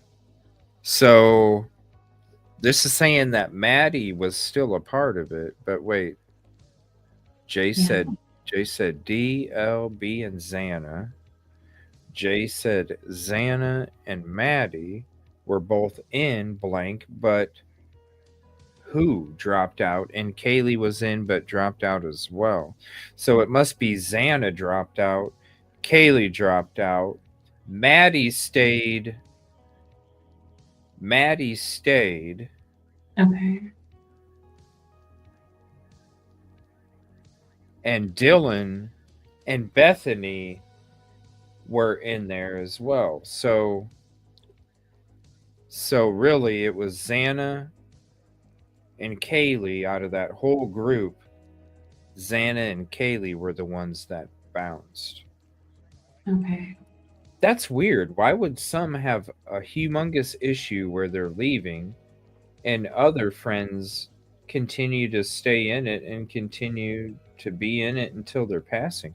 That's really weird. You would think it would be like your friend would be like, what are you doing in that group still? Like, why are you still, like Kaylee would be trying to talk, Matt, like, what are you doing with them? Like, I left them because of this. Why are you, if you're going to leave a crew or whatever. Josie said she knew Kaylee saw a dark figure staring at her from the tree line when she took her dog Murphy out to pee. I think it said, Maddie was still in it too. She was Bethany's big sister. So it was actually everybody but Xana and Kaylee were still in there. Let me see. When she took Murphy out to pee, Jay said this occurred about a month ago at 1122 King Road, Jay said that there had been lighthearted talk and jokes made about a stalker in the past. Jay said all the girls were slightly nervous about it being a stalker. Jay said all the girls were slightly nervous about it being a fact, though. Jay did not indicate any social media issues or issues between the girls who lived together. Jay said that there was no issue with the girls from the blank sorority and the residents at 1122 King Road. Jay said the front door had issues with locking, and sometimes it could be opened without a code. Interesting. Yeah. Jay said she did know the code to the front door. She said she was unsure if the residents kept the back sliding door locked regularly. Yes, Kaylee and Maddie were in different sororities. That is correct. I said he did not go to the blank party. L said he went to sleep at 200, which is 8 p.m. on 11/12/22 at J apartment on Taylor Avenue. I said he woke up around 2 or 3 in the morning. L said he, J, and E were up talking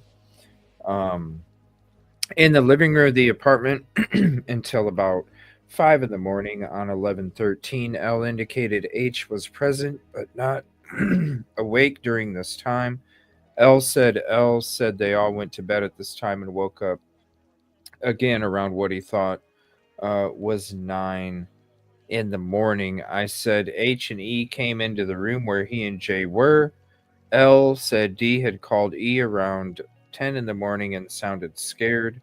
L said D told E someone had been in her house last night. L said D and B ran downstairs and locked themselves in a room. L said D informed them she did this because of her seeing someone in the house, and D could only see his nose and his chin.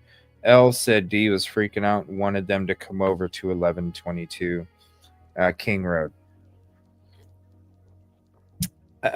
L said he walked with EJ to 1122 King Road from J apartment on Taylor Avenue. L said D and B walked out of the house crying. L said H arrived at the residence first because he left before them. L said he went into the downstairs door and H told them not to come up the stairs. L said he did not know Ethan very well. L said he did not recall any talk between Xana and Jay about boy issues. L said he did not see anything on social media. L recalled an incident from about a month prior where D said there was a guy stalking her. So that's Dylan. L said he did not hear anything from that night prior. And so those interviews, let me see, those were all taken. Where's the date? It didn't include. Hold on. Thought it stated at the top. All right. Yeah, November 13th. So this was later. Later that day. All right. Now we're going to switch to number 43. So let's see. We'll switch that. 43. All right, we'll pull up 43 here.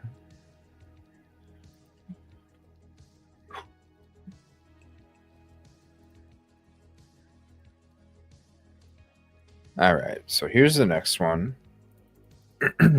This is Lawrence Maury.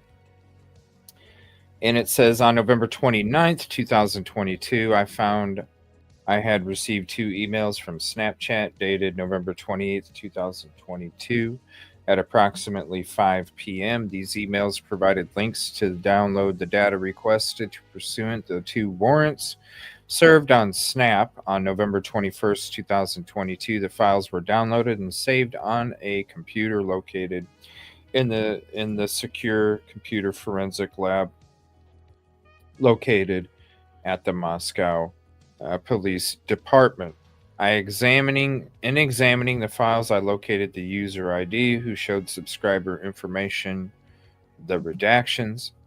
The data showed R purchased a K-bar on August 14th, 2022 at 3:29. I located 2 younger males associated with R in TLO. I found TLO to be generally reliable in previous investigations. Those males appear to be blank sons, and then the redactions right there. In reviewing our eBay account, it appears he purchases and sells military memorabilia and equipment. I informed Sergeant Dustin Baker of this information for follow-up. I completed the warrant, return, receipt, and affidavit. These documents were sent to the Latah County Prosecutor's Office to be returned to the court. I also emailed a copy of the receipt to eBay, as this was the originating email address of the documents. That's number 43. All right, we're going to switch to 44.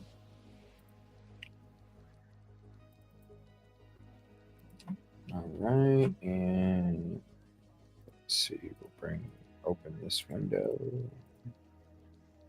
All right.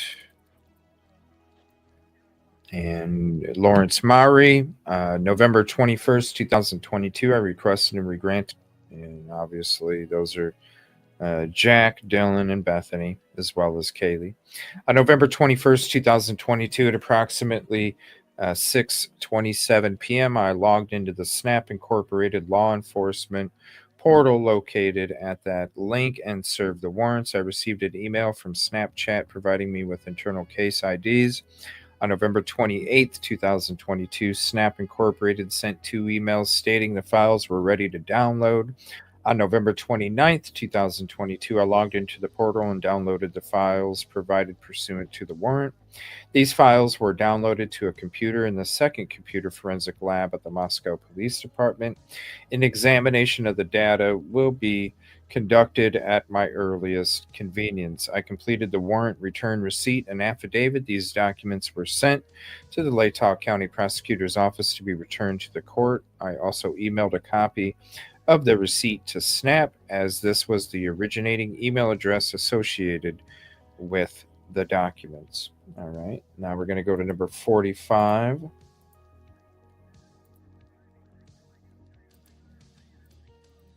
Okay, bring that up. Share the window. All right, so again, it's Maury again. On November 17th, I began to receive data from the cell phone providers in response to the warrants served on them. At approximately 1:52 p.m., I received an email from blank notifications informing me the files for Verizon for the requested phone call detail records tower dump data was ready to be downloaded. All right, so that is, let me see, Verizon. Sent a copy of the receipt, completed the warrant. It basically says the same thing. It just adds different names and times. So at 3:30, got an email from AT&T. Okay, I completed the warrant for AT&T. Got the warrant for T-Mobile, emails, then the receipt, and the warrant for T-Mobile. All right, there's that one. We'll go to 46 now.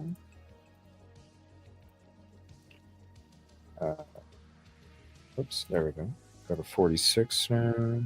Close that out.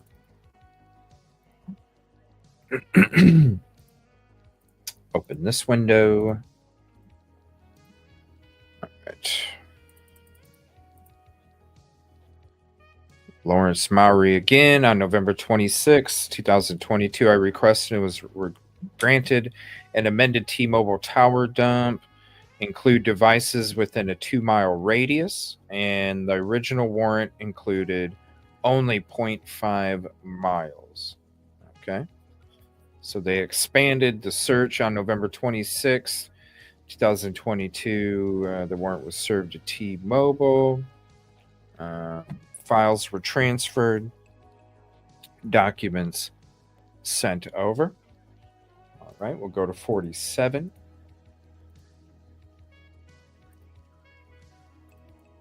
And just a couple more. We'll be almost be done here.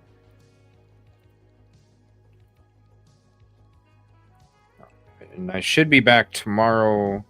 I'm probably take a break tonight from reading the docs. We'll have some regular stuff. And then tomorrow morning, I'll be back again reading some more docs. So Lawrence Mowry, November 13th, 2022, I was directed to interview potential witnesses in regards to the incidents at 1122 King Road. During this process, I was tasked with extracting data from the following phones. I received signed consent forms from MDAC. I was informed by Corporal Brett Payne. F provided verbal consent for her phone to be extracted. The phones were extracted. Returned as promptly as possible, and then saved to a computer located at the forensic department at Moscow PD. All right, let me go to number 48.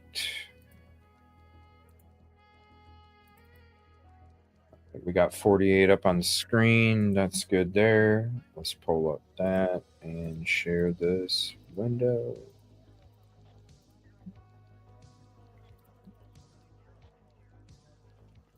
I don't know if I'm going to do some more gaming tonight like last night or if we're going to do a show, but either way, I'm going to do something.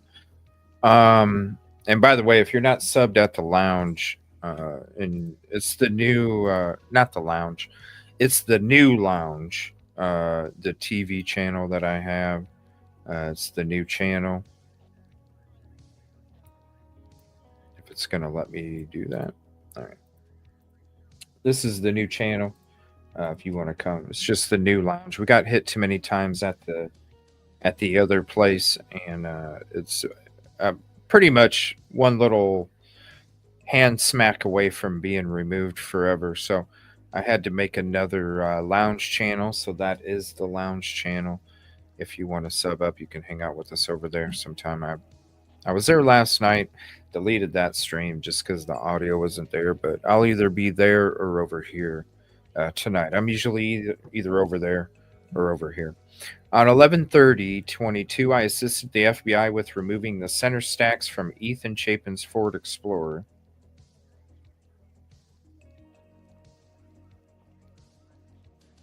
What? He had a Jeep.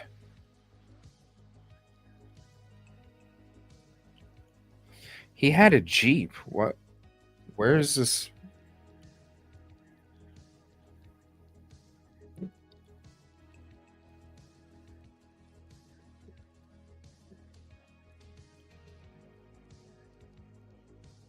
He had a Jeep. I mean, as far as I know, yeah. What is...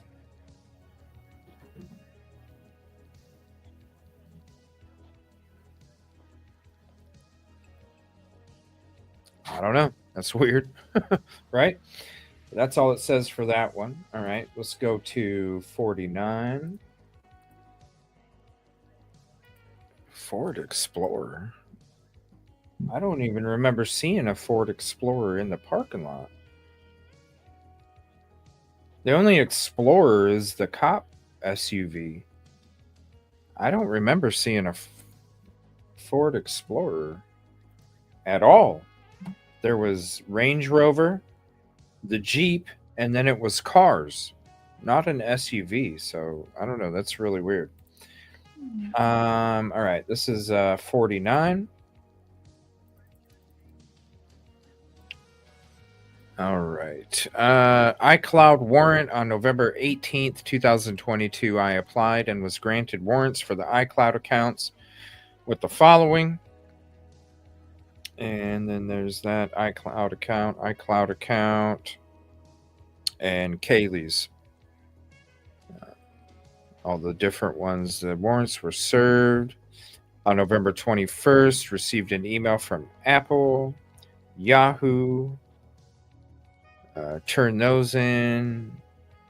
Apple iCloud began downloading files November 23rd. Apple Gmail downloaded files 25th. Apple iCloud Gmail downloaded files 29th. Apple iCloud downloaded files, and then let's see here, Apple, and then downloaded those files, and then 50.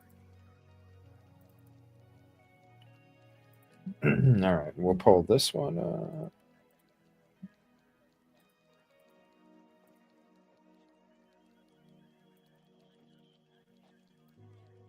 All right, Justin Dean, November 29th, 2022. I was asked to pick up 3 cell phones, so transferring evidence. Walla Walla. Okay, took possession of the 4 items, drove back to Moscow PD, where I handed the items to Maori. I certify, and that is number 50. All right, so we went through all of those. And we'll start on the next batch. Whoops, where did we go? We'll start on the next batch. I'm going to try and shoot for like 50 a show after this point. Because I know some of them, you're going to be some skimming and things like that.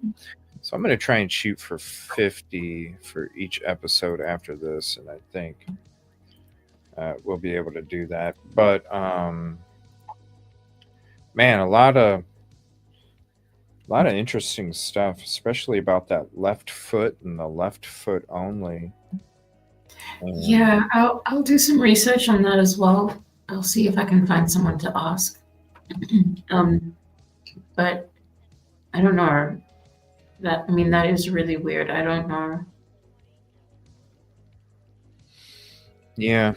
And I kind of took some notes as we're going through these episodes too, because what I'm going to do is at the end, I'm going to take the notes from each episode, compile them all together, and then I'm just going to go through each specific one with each specific page number to kind of re-go over it again after we're done reading all this, to go over it again and kind of look at those after we're done reading all this stuff, and then kind of go back and look at page 19 and be like, okay, after I'm done and I read all these docs, now I'm going to go back to page 19, see if it makes any more sense, or see if it helps figure out something, I don't know. Yeah. Just some of this stuff is confusing, and especially like with some of Dylan's statements too. I can see how what they were saying was it was all over the place. Yeah. I think that she didn't really know what she was talking about. Yeah, it really was all over the place. Yeah. Especially with what she was saying. Like, how do you see and hear all that and come to the conclusion that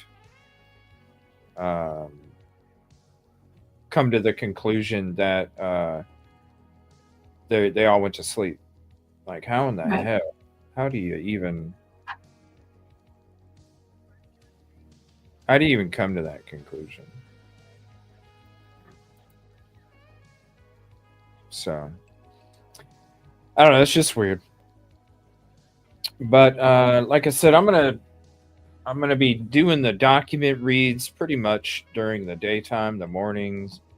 I'm gonna do a couple that are in the evening in a couple days, and then anything in the evening just to give myself a break from reading all that. The night shows for right now, I'm going to be doing, like I said, over at the TV channel or over here at this channel, but just a different kind of show or whatever, whether it's a different case or I do live call-ins asking you guys about what's the one page out of all these documents that that sticks out to you. Just have some conversation about that or whatever. But look for a notification later, whether it's over here or over at the TV channel, and I'll be back here later on this evening. I still haven't made it to the grocery store, and I needed to go yesterday morning, and I still haven't been able to make it.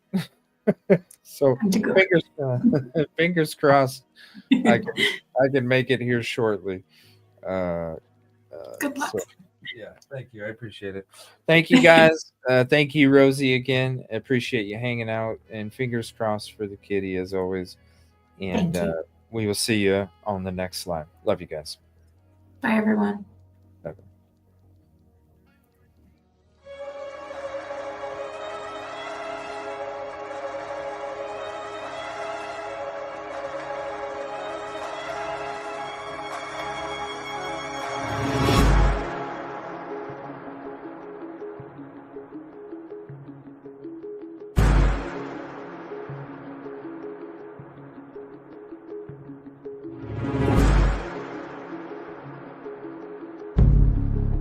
Freight to 2, you guys are okay over there?